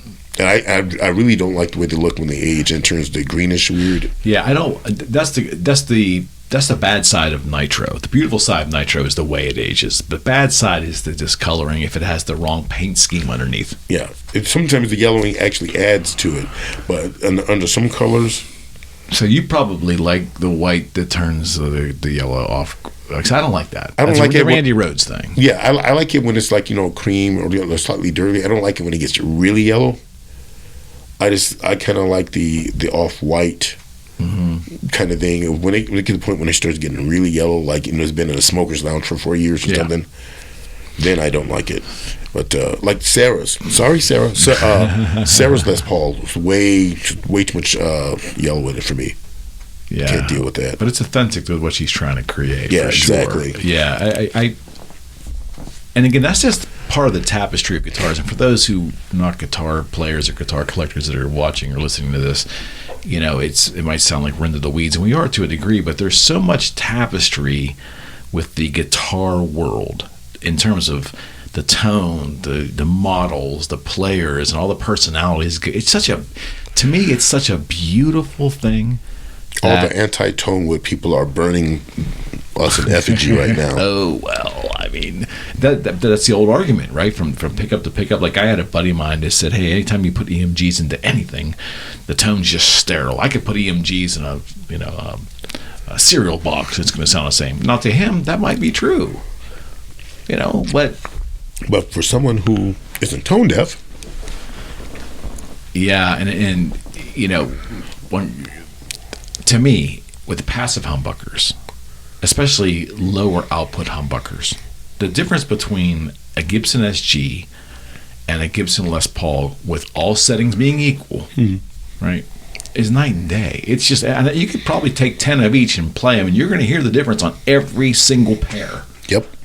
If you don't hear it, you're really not paying attention, right? So that whole tone wood thing doesn't matter. I think that's bullshit. To me, ebony has always been my favorite neck wood, especially as a guitar designer. It's just aesthetically beautiful, and I love the crispness of the Gibson Les Paul custom fingerboards. Were always just so smooth and just perfect, right? I agree. But is it as snappy as maple? Maybe not. It's brighter than rosewood. Rosewood's a little more warm. I mean, those things matter if you're paying attention.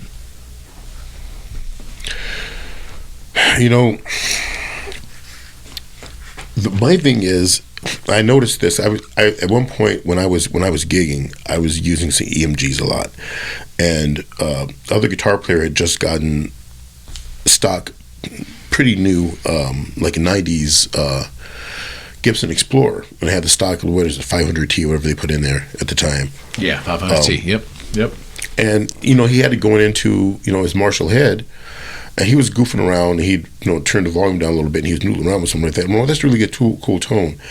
And I started trying to play along, whatever it was. But when I turned down the EMGs, it wouldn't do it. And I'm like, isn't that interesting? And I have this thing now where I understand what people mean about them being sterile, but my thing is, it seems like EMGs, other than the characteristic sound they're known for, like, the 85's got an Alnico magnet, and the 81's ceramic and doesn't. So there's that whole deal. But to me, it's like it's more like intent and purposes.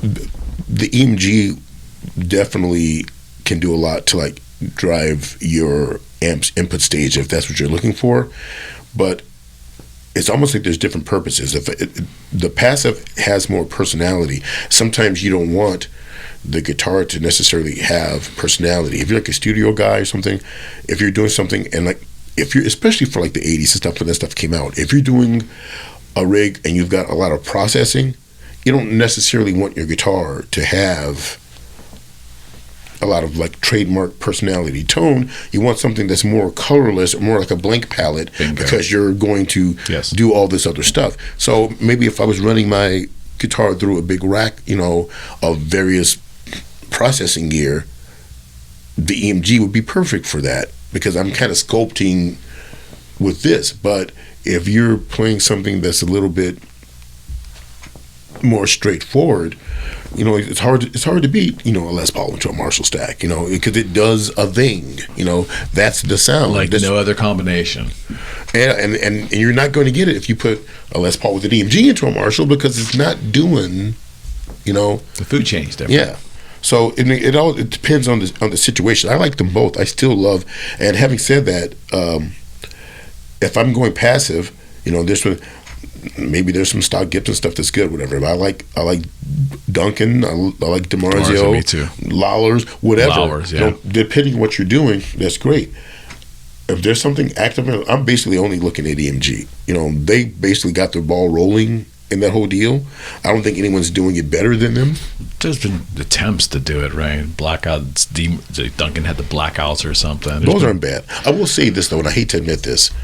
The Mustaine Livewire, for what they do, seem to have, for me, the type of tonal output that's closest to a passive pickup. Oh, really? But I just find that they're just too damn bright for my personal taste. Yeah, they're bright.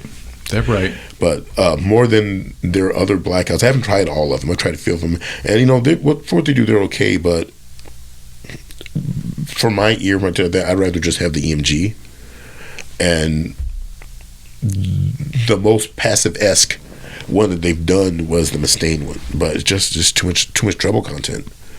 Have you tried bare knuckle humbuckers? Been exposed to them? I've played some guitars that have them. They're expensive. Yes, they are. Well, Chris Broderick was using a lot of bare knuckle stuff before he linked up with DiMarzio, actually. Okay. I played a few different guitars with bare knuckles, and I don't hate them, but I don't really have any intent. There's a couple of theirs ones. Actually, funny that you brought that up. The one thing that I am super curious about is the single coil that they have called the Trilogy. That I've heard some of that. I've never heard anyone playing with those where I didn't like the sound they're doing. But a lot of times, maybe it's not what the gear is, it's the player. There's this young guy in the UK that was in a band called Inglorious. This guy, Danny Dela Cruz. This guy smokes. He's in a new band now, and the name of the band is escaping me, but I think it's largely at least 3 of the 5 guys, I believe, that were in Inglorious with him are in this new band, and for the life of me, I can't spit the name out. But this kid is a fire breather. He's so great, but he's a Marshall and Les Paul basically guy, but sometimes he'll play these other guitars, and he started playing a guitar that had the bare knuckle trilogies in them. I'm like, man, that's a great tone. Yeah. Huh. It was we put him in some Strat. It just sounded so good. What always freaked me out was when I would mess around with a guitar that had the dual rails. Remember that? That was in the bridge position on a single coil setup, and it was supposed to mimic a humbucker or whatever. Man, they were freaking hot and bright, almost unusable for my purposes. Yeah, I have a big problem with the bridge pickup in most Strats. It's just, I don't know whether it's the angling or a combination of like how it's angled, the woods, the scale length, and all this other stuff that makes it extremely like shrill and bright. And I haven't done it. I've got a few Stratocasters. I've got like maybe 3 of them, and I haven't done it to any of them yet.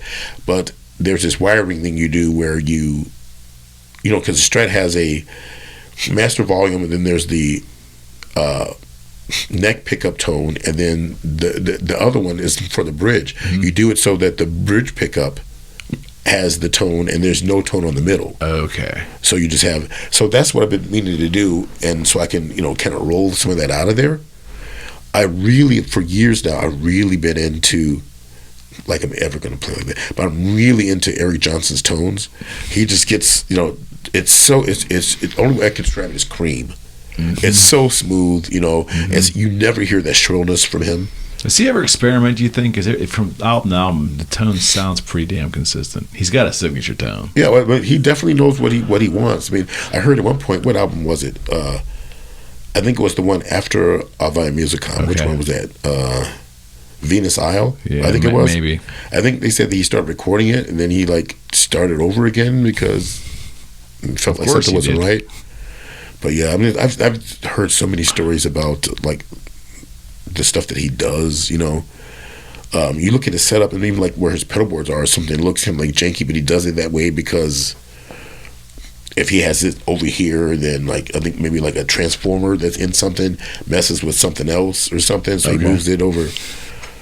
I'm like, wow, this guy. But he's like, and something else that he did, which I thought was funny, because I know so many people record in horror. I think that main Strat that he played for the longest time was like a 54 or something. Yeah, I think it's an original 54. And he puts a DiMarzio pickup in the bridge, like, but that thing. Yeah, he put a stacked single coil. He put an HS2. Oh, but what he did was only wire, so the top coil of the stacked coil was active. So he's getting rid of some of the single coil hum. It's still hotter than standard. Okay. And because it's just the one coil, it's more of a true single coil sound. Okay. And I've been wanting to try that real bad, but you know, I'm never home with any of my stuff, so I can't. You know, I'm real curious about that. I'm like, so he only wires the top coil to be active, but because it's in proximity with the other one, a lot of that hum isn't there. Right. And it's still a little hotter than standard. Yeah. And that's when it's like, huh.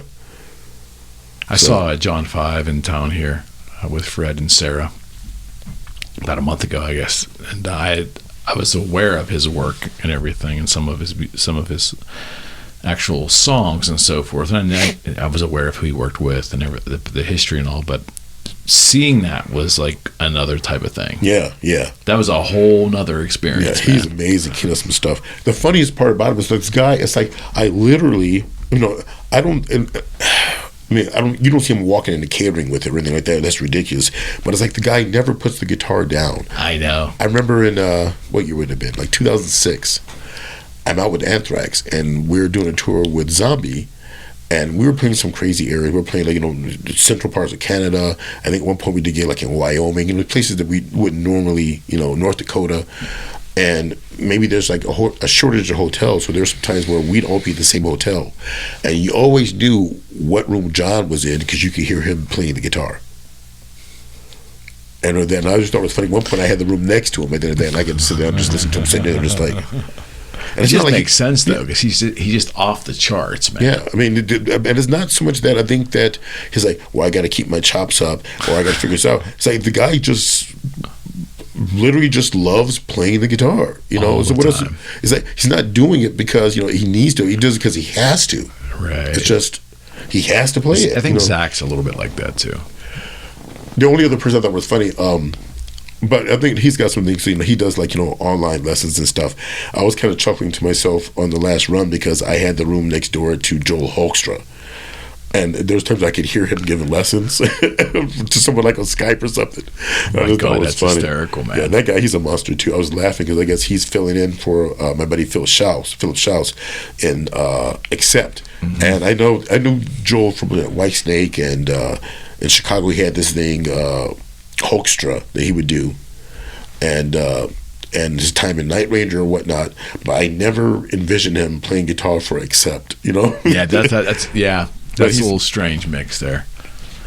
Yeah, first time I ever saw Accept was in 84 '84 in Pittsburgh here, and they opened for Kiss at this little theater. It used to be called the Stanley Theater in Pittsburgh. I think I have a poster from that tour that has them listed as being support. Well, I had never heard of Accept. They certainly weren't a band that was being played on the radio in Pittsburgh at the time. And I saw this little dude on a wrecking ball come swinging out.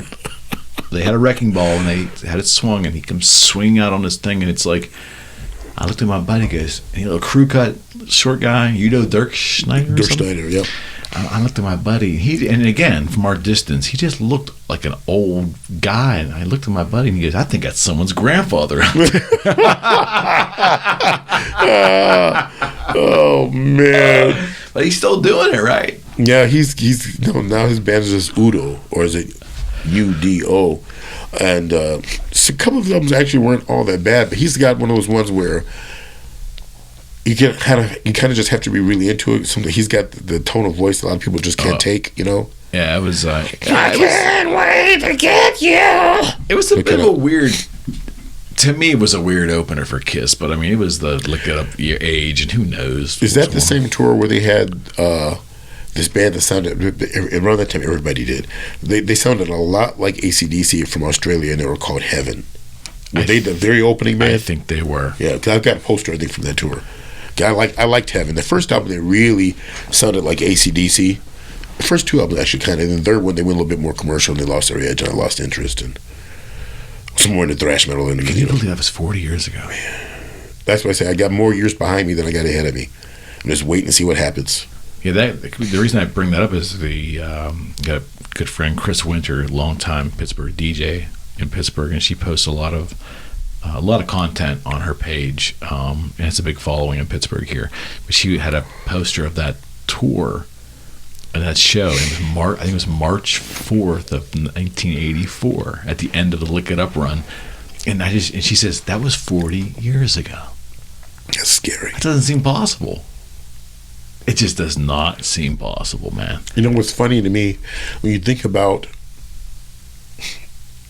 people like when they're elderly or whatever. Like you think about now, like you went to see your grandma or your grandfather or something like that, and right there, maybe it's the holidays and they're puttering around the kitchen doing something. He's in the garage doing something. What is he going to be listening to? And then we got to do like that. It's like we're going to have this group of people like that, and grandpa's out in the garage looking for something, listening to Cannibal Corpse. Yeah, it's odd. I used to say many times that if you had sat me down when I was in 1984, at an eatery somewhere here, and you look me in the eye and go, "Hey, man, that band you love with the makeup and all that shit, they're still going to be playing in 2024, right?" I would have looked you in the eye and go, "You're out of your fucking mind." Because to me, that was the ultimate. My music was the ultimate pushback against authority in my life. I was just, and to think that something like that would last that long, that I would be an old man beyond my father's age at that time, but into my grandfather's age at that time. Talking about Kiss concerts. Right. It's just nuts. It's really... It makes you think, man. It makes you think. And of course, my kids grew up with the work I did with Paul and Boogie Street, and they were little. And none of it had any kind of effect on them at all. They weren't interested in. They look back on that now, and I think they look at that whole thing and the music my dad likes. They're all like crazy people. I was thinking that how the reunion. Or the post-reunion part of their career lasted longer than their heyday did. Exactly right, like, man. By a long margin. I mean... We're talking like 73 to 96. 79, 80, 84? Oh, yeah. Just with the makeup. Got it, yeah. Oh, yeah. And then, I think the argument can be made that the two latest guys, Singer and Thayer, played longer in the band than Ace and Peter did. By a good margin, I think. Pretty sure. Yeah, I mean, it puts everything in perspective for you. But if you had told me those years that, or if you had told me that you were going to, when you're almost 60, 40 years from now, you're still going to be listening to this stuff. I wouldn't believe that either. You know what? Somebody else brought this up. I can't remember who did, because this has been something that's been in my head for decades.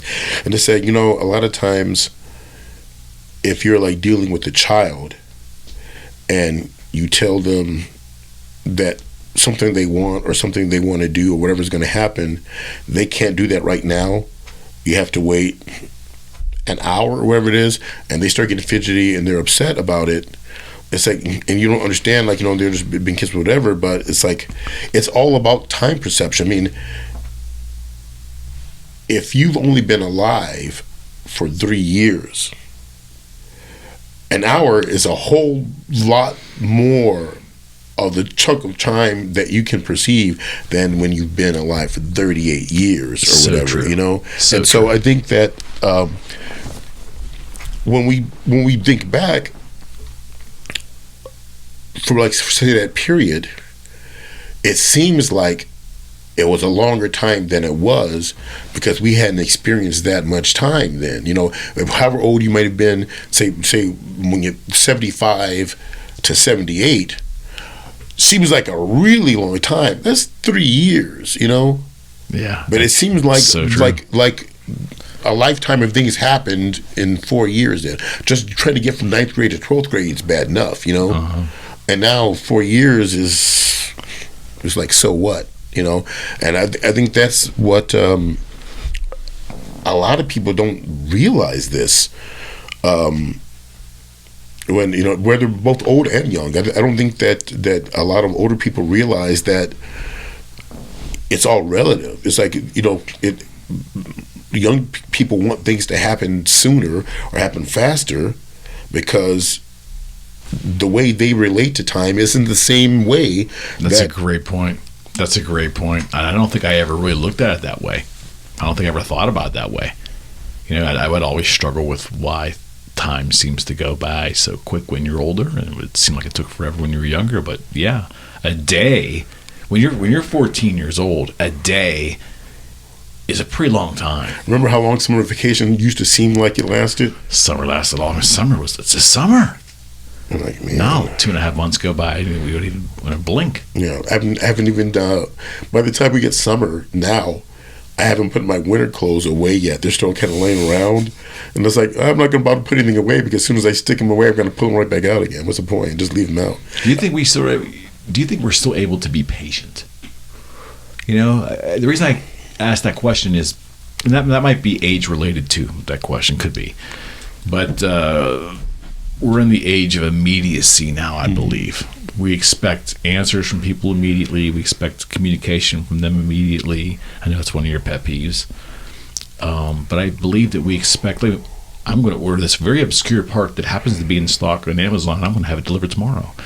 The fact that can happen 30 years ago was beyond impossible. Exactly. 4 to 6 to 8 weeks, if you're lucky to actually get the damn thing. Yeah, if you could find it in the first place. Right. But I found that I'm more impatient when I'm dealing with a business, because at this point, blaming things on supply chain and everything else is, I'm like, but by now we should have figured it out. I don't want people making excuses about supply chain issues and stuff. If you're advertising it and you say you have it, and I pay for it, and I pay for a certain service, like say some sort of expediting shipping, I don't want an email later saying that, oh, this happened and your shipment's been delayed. I want my stuff, Or a lot of times also, and this is more of a problem with brick and mortar things, and particularly with larger businesses or chains. I don't have the thing. Not to keep bringing them up, I don't know if I should be giving them the advertisement. Let's say Guitar Center. Yeah. And I know they probably train the people to say this kind of thing. I walk in Guitar Center and I look to buy something and I don't see it, and I ask them and they go, oh, we don't have that, but we can order it for you. And I'm looking at them, I was like, you guys do know that the internet exists, right? Why would I need you to act as the middleman? I can order it myself. I'm standing in front of you because I want it right now. Is it a commission thing, do you think? Do you think like it's a grasp? I don't know. I could be wrong, but is it a grasp for them to try to create sale there because they're going to get a slice of it? Yes, but I mean, they'd create a whole lot more sales if they made sure they kept things in stock, especially if it's just, some common part or something that they should know. But it's like, but again, it's like, it's the thing, nobody seems to care. Well, what drives me nuts about Guitar Center is when I go in there and I'll look for a certain gauge and brand of strings, which I've bought there prior, and they don't have them. And I look over, but they've got a bunch of Slash bobbleheads and a bunch of other novelty items stacked to the gill over there. You can't buy a magazine there anymore. But the thing I need to play the guitar is not there. Or you to be a licensed dealer for a brand and not have the parts for that brand of guitar. Oh, yeah, that's a bad Why are you trying to sell me like these all parts or something like that? It's like, this is an American-made guitar. It's going to have empirical parts on it, not metric, which is what this other stuff is going to be. It's not going to fit. What good does that do me? You guys are a dealer of this, that. Why don't you have the parts for those guitars? You claim you're supposed to be like a pro-level, shop. This is... Well, especially in your industry, you're constantly putting out fires with gear and with performance-related issues and so forth. I mean, you just, for the availability for those parts to not be there is almost sacrilegious. Yeah, exactly. And I went through that. At one point in frustration, I shouldn't even say this. I bought a guitar to use as a fail-safe in case something went wrong. Like in terms of parting it out, that kind of thing? Well, here we go again. Like you should understand when I was mad at Fender. So this guy bought two guitars directly from Fender, and one of them had a problem all the time. Now, when he first got them, they did one show, and I wasn't there. And I was told that in Europe, there was a problem with the transmitter pack. So when the guitar wouldn't work, I thought it was the transmitter pack. So I'm looking at that, and the weird thing about it was I would get it to work during sound check, and then during the show, the guitar would fail. And I couldn't figure out what that is, but it turned out that there was stuff wrong with the switch. Maybe he's like switching the pickups, so the toggle's acting weird, maybe the volume control, the bad soldering, whatever. Right. So the thing came from Fender with these problems. And I replaced the toggle switch first, and then maybe I replaced the output jack, and then I replaced this. And I got frustrated because I couldn't figure out, no matter what I did, no matter what I replaced, no matter what I fixed, when he would play the guitar, invariably, usually at some point, it would start stuttering or it would stop. And the other one was fine. So I went to get parts again, and they didn't have what I really needed, so I'm buying this other stuff, and if I have to switch the whole pot out, and what the hole drilled in the ding is not the right size, I'll deal with it. I'll put a washer on it, whatever I got to do. So I was mad, and they had one of these Fender Japanese modified 50s style Strats, which I figured was the closest thing. Okay. It's like there's something they put out like in 2022 or 2023 where it was a Strat that was made in Japan, like the other ones they made when Fender was producing guitars in Japan. They weren't doing them in California at one point, but they put a humbucker in the bridge. But other than that, it was like a 50s Fender Strat with a slightly flatter fretboard radius, but it still had the V profile neck, and it was a 2-color burst, where they put a humbucker in the bridge. I'm like, that's like the closest thing in here that I can afford to get. That's similar to what he plays.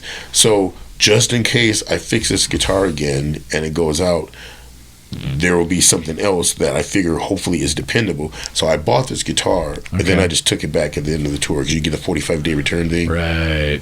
But then after I took it back, I wanted to keep it because they had the V profile neck, and of course. But when I went back, they had somebody else already picked it up. Of course, you did. I'm the crazy cat lady of guitars. I never meet one that I don't want for some reason. Yeah, that's part of the tapestry, though. It's like you can't explain that to people. It's like it's almost like there's no other industry that I'm aware of that is so beautiful like that, because we're part of media. Would you not agree? I mean, in theory, we're kind of like a part of the media entertainment. We are now, that's for sure. Well, yeah. But I'm saying, so you have that. Then you have all the different variations of these vendors' products all being mixed and mashed and together to create tone that goes from one spectrum to the other. Nothing uniform. There's no rules, right? It's like a highway with no speed limit, right? You can't. You can mix this amplifier and this guitar and these pickups and this playing style and these strings. Everything. It's just like it's so undescribably beautiful. You know, it's kind of funny also that you bring that up, because I was listening. I don't know if I had a classic rock radio station on, or if I had like some kind of internet thing and it was just playing a mix of some stuff. But I was thinking back. Also, I was watching some old footage of the what was it? It's from the 60s. In the UK, they had a popular music paper called, what was it called, MNE? Yeah, they still have it. They still have it. Yeah. Well, they would have these award shows at the end of the year near Christmas time. Yep. And they had one. I was watching some old Beatles footage. So they had one. They showed the Beatles praying to get their award, British Band of the Year, whatever. But they had all these other famous and some not so famous UK acts playing. Okay. And at one point, I think they had the Yardbirds on. You see Jeff Beck kneel down and turn on the switch for his fuzz, because the stuff those days, it wasn't foot activated, And I was kind of laughing because I'm looking at everyone and they're playing their stuff. They got whatever guitar and they went straight into whatever amp. So now he's got this pedal, but he had to reach down. It's beautiful. And turn the switch with his hand. But then I was thinking, that's what that sound is. If you think about Rolling Stones' Satisfaction, right? And Keith said he kind of came up with that part because it was kind of mimicking a horn part. It comes in and they're like, and that's where the thing came from. He did with the fuzz. Oh, right on. But at one part of the song, you hear him kind of hesitate and riff, kind of messes up. And if you listen to it, you can hear the click. I believe it. You hear the click of the pedal come on, believe it. And he did it, and probably something delayed. Maybe he lost the bend of that, and he went to play.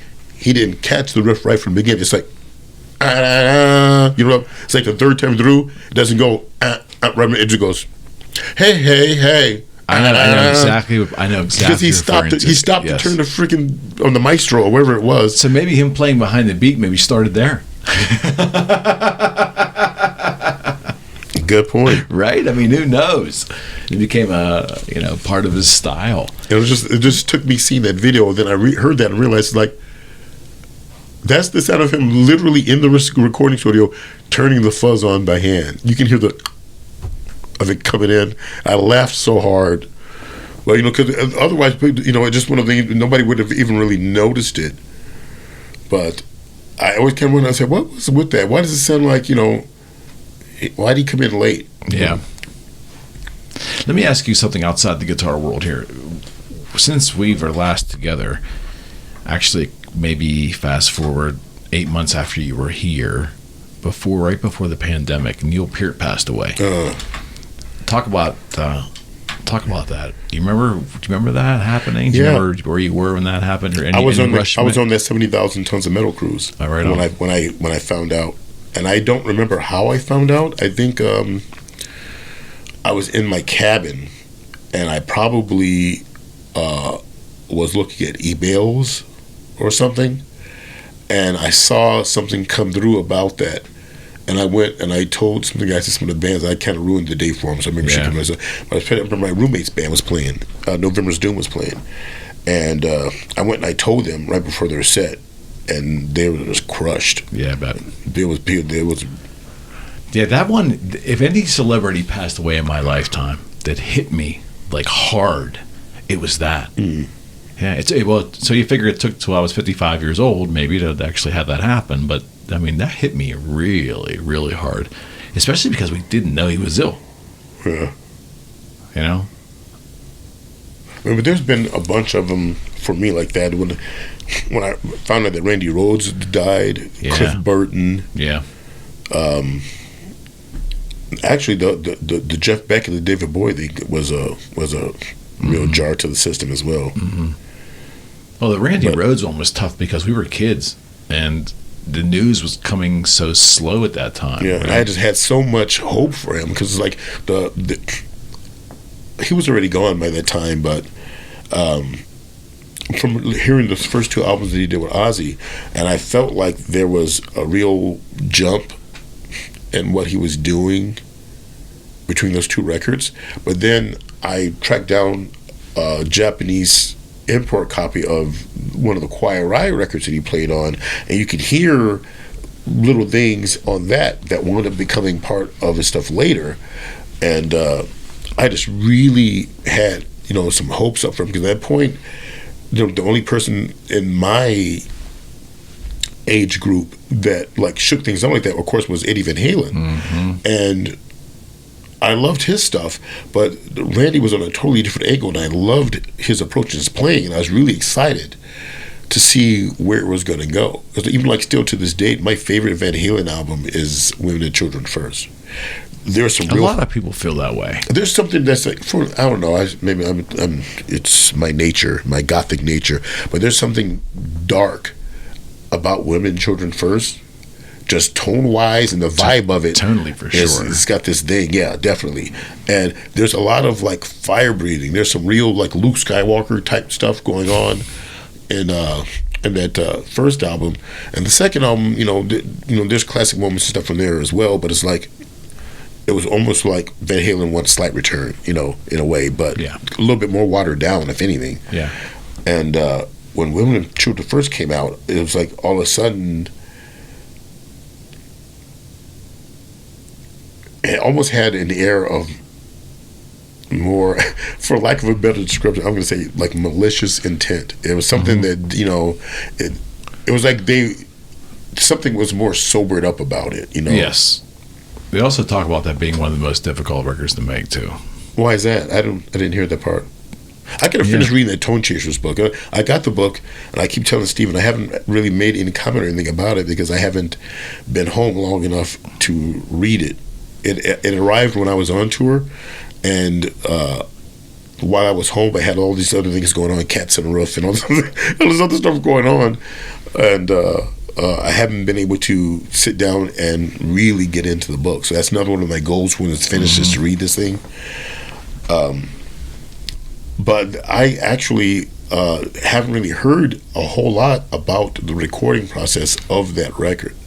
Yeah, supposedly from what I read was a difficult record to make.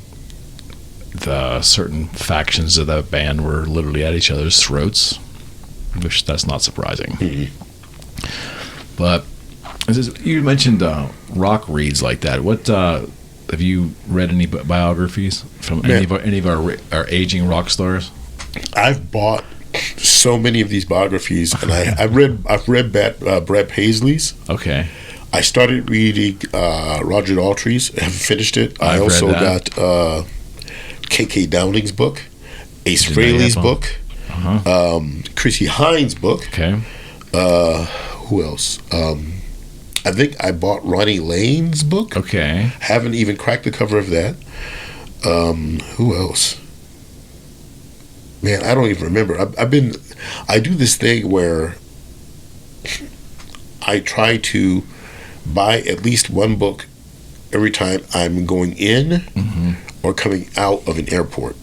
And I went through a phase also in days off. I'd go to like a Barnes and Noble store or something like that, and I buy books there. But I have a tendency, because I can't just it's kind of like, what is it? It's like, you don't understand, like Motley Crue in the 80s. It's like, we wanted to get all the chicks, we wanted to drink all the booze, we wanted to do all the drugs. I walk in, I want to buy all the books. I want to buy all the guitars. I know, they make fun of me. It's tough. These guys are like, how many guitars are you going to have in your bunk this time? And they made, because on the other tour, I had 2 guitars. And they said that I'm a hoarder. And then to prove I wasn't a hoarder, I gave one of the guitars away to the guy who does our Pro Tools thing. So he said, I'm not, you can have this one. Go with God, my son, whatever. But I took the Les Paul Classic home. Good for you. You made the right decision. Yeah, I'm that way with books too. You go into a Barnes and Noble or what was the Walden? Walden, yeah. Walden? You go in there and it's an amazing title, and you're basically buying titles at that moment because they all sound great and interesting, but there's a whole bunch of work behind each one of those that you got to get to, right, to actually enjoy them. So yeah, I had that buying addiction for a while until I looked in the closet and I had like 35 books that I had yet to read, and I'm like, I gotta slow down. This is not, I've got probably 2, maybe 3 boxes of books in my storage right now because I just had to get them out of the room. I got no place to put. I'm barely there to read them. I got no place to put anything down. Do you like Audible? Do you like to listen to them? No, because here's the thing. And this is a sign of old age, I guess. There's a couple of different reasons. I started going to like the library and stuff as a small child, and I like the physical aspect of reading the book, picking up, feeling it, turning the pages, seeing the print, being able to go back and look at the other page, go back. The Audible thing, what am I going to do? Fast forward, rewind, scan. There's that, and the fact that I spend the majority of my day in a noisy environment, so I can't concentrate on somebody in my ear. Sure. And then if it sits down and I'm, in a quiet moment, I'm at the point in my life where I'm so exhausted. I'm kind of like, it's like a computer, and you leave it alone, and depending on your settings, but if you don't touch the mouse or the cursor after a while, it goes to hibernate. I have to keep going. I bet. If I stop, then I'm out. I've done it in the middle of a conversation. I did it to these guys on my bus just recently. I just shut down right in the middle of saying a sentence. I went out. Damn. So trying to listen to a book, age, buddy.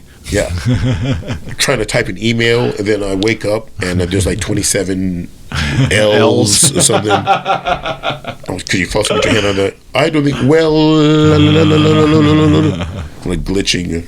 So the book thing works better for me, and I went through a phase of not buying them because one of the only moments of solitude I could get was being on a plane, and the longer the flight, the better, and I could open the book and read the book because once I hit the ground, then it's nonstop. But I started getting older, then I fall asleep in seat 19C, and then I wake up and maybe my book's in 32H or whatever. I never get my book back. Made the mistake of loaning books to people that you don't get your book back, and books aren't cheap. Do you ever have the problem starting a book and then never finishing it?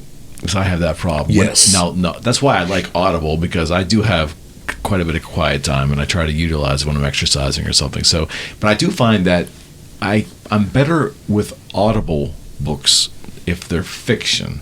If I'm reading a biography or something non-fiction in general, I really want the tactical book so I can go back and reference.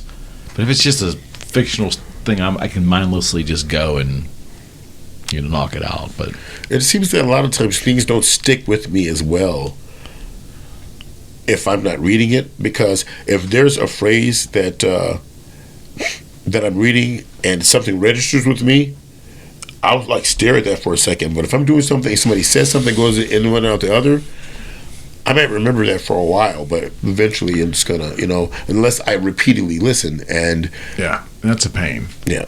Well, reading is an intentional activity, whereas you can do the Audible thing non-intentionally. Yeah. Sometimes I'll put music on as a background while I'm doing something else. Yeah. Like I'll have music on if I'm doing some form of writing, or like back when I used to paint and that, I have that on because I find music is inspirational for me. Question about that. Okay, so when you're doing something and you put music on in the background, do you find it difficult if it's music with lyrics? No, not at all. I do. I really? Struggle. Yeah, if I struggle to do work at my desk and I want to put music on, if there's lyrical content, I find myself engaging in that lyrical content, even if I've heard the song a million times, and it takes me away from the task at hand. But if I put like some Rippington smooth jazz or something out there, and like it works as background music for me. That's why Al Di Meola and Pat Metheny and those type of John McLaughlin, those kinds of very intricate guitar players are wonderful if I'm in the mood, because it doesn't distract me from the work at hand. And I honestly believe if you listen to You know, you listen to jazz, modern jazz. I think intricate stuff makes you smarter. I don't know. Keeps you Maybe alert. I should try it because I could use it. That's all bullshit, probably. But listening to the Ramones ain't doing much for me, so you know. well, I did find it was interesting though. You know, when I started listening to Di Meola, and I got really into, I started doing a deep dive with all this instrumental rock stuff from the early '70s or whatever they call. What did they call it? Not rock. It was like Fusion. Fusion. I started noticing at the company I was working at the time that all of the technical guys knew of this music, like all the computer guys and the guys that worked on the cell towers for paging and things. All those cats were well aware of Di Meola and Return to Forever and John McLaughlin and you know. Were they musicians as well? No. Huh. And I'm thinking to myself, is that type of music affecting a different trigger in the brain, more analytical, and did that complexity, that stuff appeal to that type of brain? Yeah, I've always had that with me, that kind of music might appeal to a different type of brain. You know, I went through a phase, particularly in the 80s and into the early 90s, where I listened to usually guitar, but a lot of instrumental music. I had everything going from like John Williams recordings to you know, these weird kind of like, they're kind of like shred guitars, but they never, like Michael Fath. I listened to Michael Fath Tapestry so many times. Splendido Hotel was the one I played a lot, all the time. Any of the Shrapnel stuff. I went through a phase of listening to Wired and Blow by Blow and all this kind of stuff. I did that all the time, but I can't say necessarily that I noticed any kind of change in my productivity or you know, maybe I just never noticed it. I don't know, but I just don't know. I mean, it's just an observation. Speaking of Varney and Shrapnel, I'll test you. The very first Mike Varney, I think, was it called Metal Assault 1, Volume 1? Oh, are you talking about Mike Badio's recording? I think he was on that. Okay. On that first record, and it might not even be called Metal Assault 1. It might be a Metal something or other.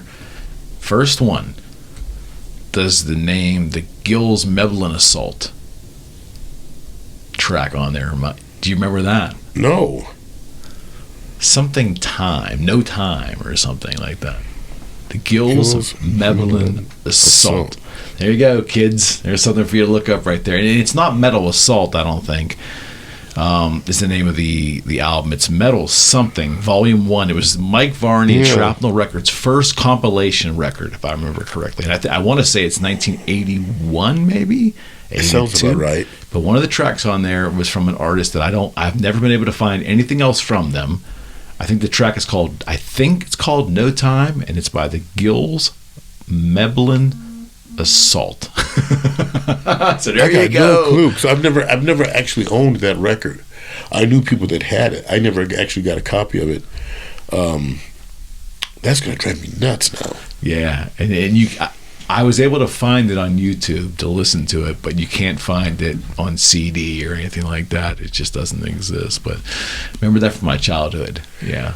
Mike Badio, Michelangelo to some of you people. Yeah. He put a single out on one of those records. He had a song called Haunted House or something like that, and it was on one of those. I thought for sure you were going to bring him up. No, this is even more obscure than Michael. Michael's not obscure, but I'm saying this guy, this band, I think it's a duo. I think when I looked it up, they were a duo, but the Gills, I think it's, if I'm pronouncing it correctly, it's the Gills Meblin Assault. Where were they from, you know? And I believe I think the song was called No Time, and it's off of Varney's first compilation record on Shrapnel. Huh. There you go. See? He recently showed up at Marty Freeman does this thing towards the end of his show where they're playing a song and he's playing a thing like that, and then the band brings it down and he gets a mic and he talks to the crowd, and he usually picks somebody to come up. Very cool. And we put one of his guitars or the person, and there's a spare amp that's there, and he'll play like a riff, and the other guy riff that, and they do this thing, and they do this thing back and forth.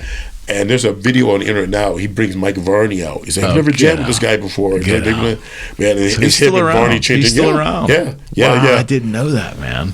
I want to get some of those old recordings that I don't have anymore.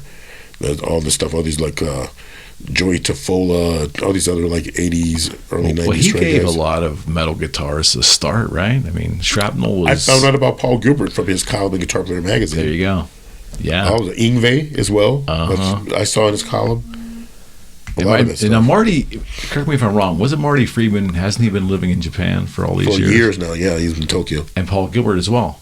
Well, Paul now, I think Paul might have been over there for a while, but Paul married a Japanese woman, and he is fluent in Japanese, but he left Los Angeles, and he lives in Portland now.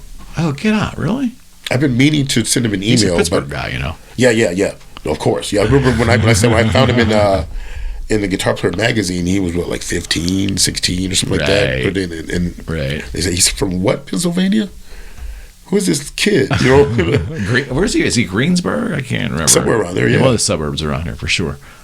But yeah, I met a guy that was his tech, and between him and Lee Jackson, I managed to get. I don't think I have his number anymore, but I've got an email for him. But I always have these questions or things I want to ask him about. Like one point. There were some people that were doing some stuff, and they were getting guys to participate in these podcasting. I think the Herman Lee from Dragon Force was doing it because they were raising money for Jason Becker. Oh, right on. And they were talking to these various guitar players about Jason's influence in guitar and general stuff like that. And I wanted to get Paul Gilbert in on it. So I emailed him about it, but he was in the middle of doing stuff. So give me about a week because I'm really involved in doing this and that. So I try not to really bother him too much, but I always have these like questions and requests that I always want to ask him, and I have to like make myself a notch. Like right now, I've got an amplifier that I suspect might have been his, and I want to send him an email with a picture like, hey man, did you ever own this amp? I want to, the Mr. Big tour, the guitar classes, stuff he's doing, and he's a dad now. So I want to stay out of his hair. But Paul, got questions for you. Lee Jackson, what Lee Jackson are we talking about? Electronics Lee. Did he have a series of amps for a while? Yeah. Okay, because I ran into Zach had his stuff. I ran into 20 years ago in a used guitar shop here in town. I ran into some Lee Jackson stuff, and they weren't heads; they were actually cabinets. Mm-hmm. And I was like, and the guy's like, no, that's not related to the Jackson guitars. It's totally different. Yeah. I'm like, ain't that something? Yeah, he's in. Where is he in Texas? I think he's. As far as I know, he's somewhere around Dallas. He still does stuff. Okay. A couple of years ago, he put out like a DVD series where he showed you how to do various repairs and modifications on various models of tube amps. You can buy one for like a Ampeg SVT, Marshall 800 series, or whatever. And he was selling those, and I really wish I had bought some of those, but I put things off, and then it's too late, which is one reason why I keep going in between refusing to do something and then regretting it, and doing something out of fear of regretting it, and then usually regretting it anyway. I'm constantly, I think the kids call it FOMO. I've got that really bad to a certain extent, but it's because I've learned in the past a lot of times that when I don't jump on something, I live to regret it. I still think about guitars that I saw in 1980, whatever, that I should have bought. Like an ice blue Hamer Steve Stevens that a guy was selling for $400 somewhere near me, and I kept staring at the listing, and I never jumped on it. You know how bad I want that guitar. Dude, I got at least 10 in my brain right now. I had a 63. This will make you want to jump across the table and punch me in the face. I had a 63 Les Paul, the SG shape, right? Or 60, maybe it's a 64. I can't remember. No, 63. All original. And I bought it for $3,900 in 1999. And a buddy of mine said, hey, those humbuckers are worth this, and those tailpieces are worth this, and the core is worth this. And I parted it. I literally took the guitar apart. Again, this is before I was really deep into the collection and the marketing thing. But I took it apart, and I parted it out and sold it like I would have parted out a car. But there's a lot of guys that do that. I made a lot of money, yeah. but now I understand that there's really only so many of those in existence, and it really isn't. This really isn't the right thing to do, I mean, but I tripled my money back then. I wish I would have kept that. It sounded like gas. It's so funny that there's a illusion that if it's vintage, oh my God, it must be like, you know. Yeah. No, that guitar Still could sound like crap. ass. The unpotted original PAFs that were in there just probably weren't wired right, or one of the capacitors might have been bad or something. It just sounded fucking horrible, and I don't want to play it. So why not make some money? Now, again, it was only $3,900 compared to what it's worth today. Right. But it kills me. There's still so many people that are doing that whole thing of parting the guitars out. They're still doing happening? that. Yeah. Really? Yeah. Oh yeah. Man, that's.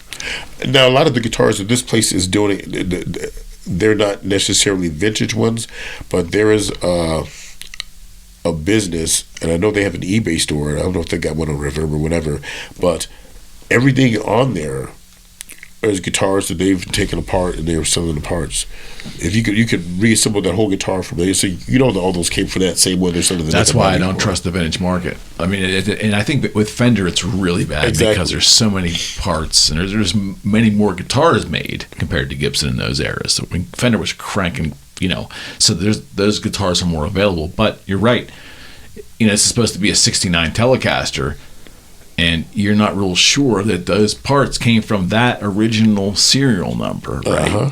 Same thing with Gibson, same thing. So are you really buying a 59 Les Paul with all the original parts that was in that particular guitar? Or you buy something that came off some others, yeah. There's people who are like, they're dating the pots and all that. I can't be bothered to, do all that. No, that's why I got out of the vintage market. That's why when the Washburn opportunity happened, Willie was so advantageous. Oh, you mean I don't have to worry about someone being, being upset with the condition of the guitar because these are all brand new.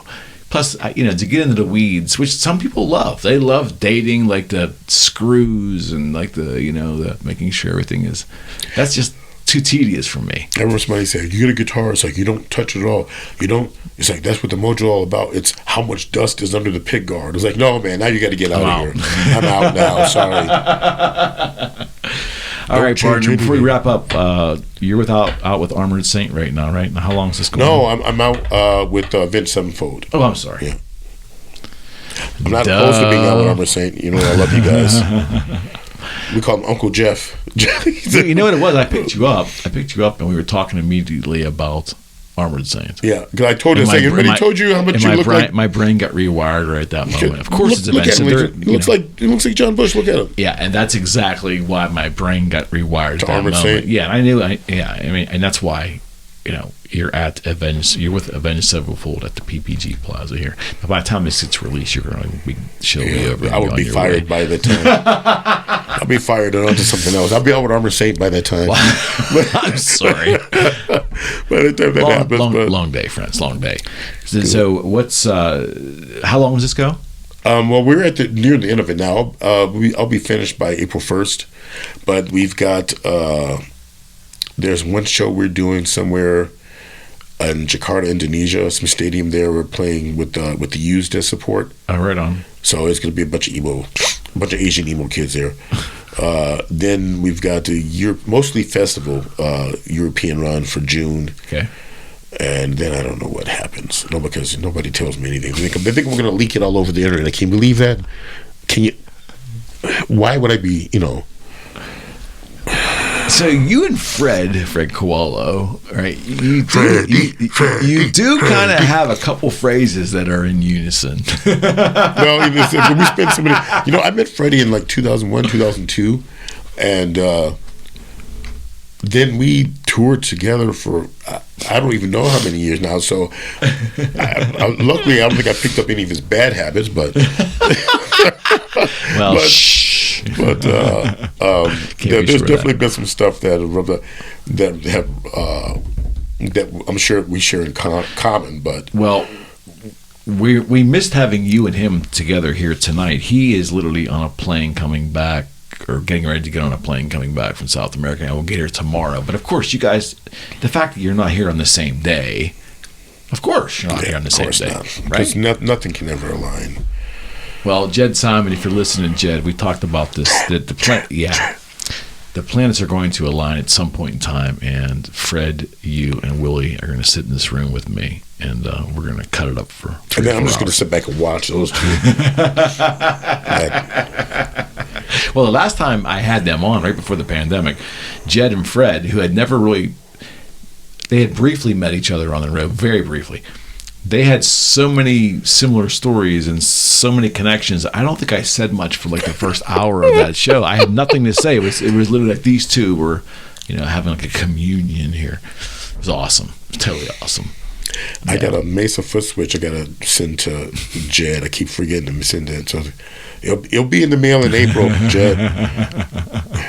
It's right by my bedroom door. I keep forgetting to send it. What a fucking great guy he is, man. Fantastic. I mean, Uncle Jed. That's what we call him. At least I call him that anyways. Hey, Jed, what time is it? Is it 6:30? He'll get the gag. I'm going to let you know the gag. The gag with that, I think this might have been a Strapping Young Lad tour or something like that. And this was when they were younger. They were getting rowdy. And it was one of those cheap wall clocks.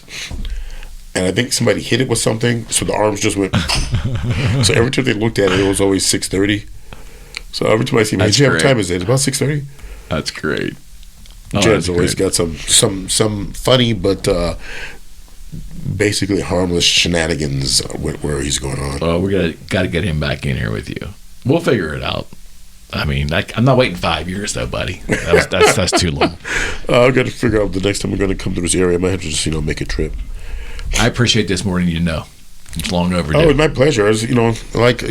I can not only look at this fine selection of string instruments, but I can get some decorating ideas and of that because I'm a fool for lighting. When you're as blind as I am, you need all the help you can get. It's a little batshit crazy in here, but we like it. No, it's almost like it's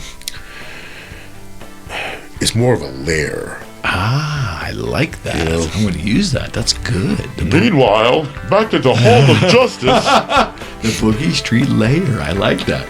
I can use that. All right, buddy. Until next time. Thank you, bro. Thank you, Eric. All right, friends. Willie Gee. We're out. Nocturnal Countdown.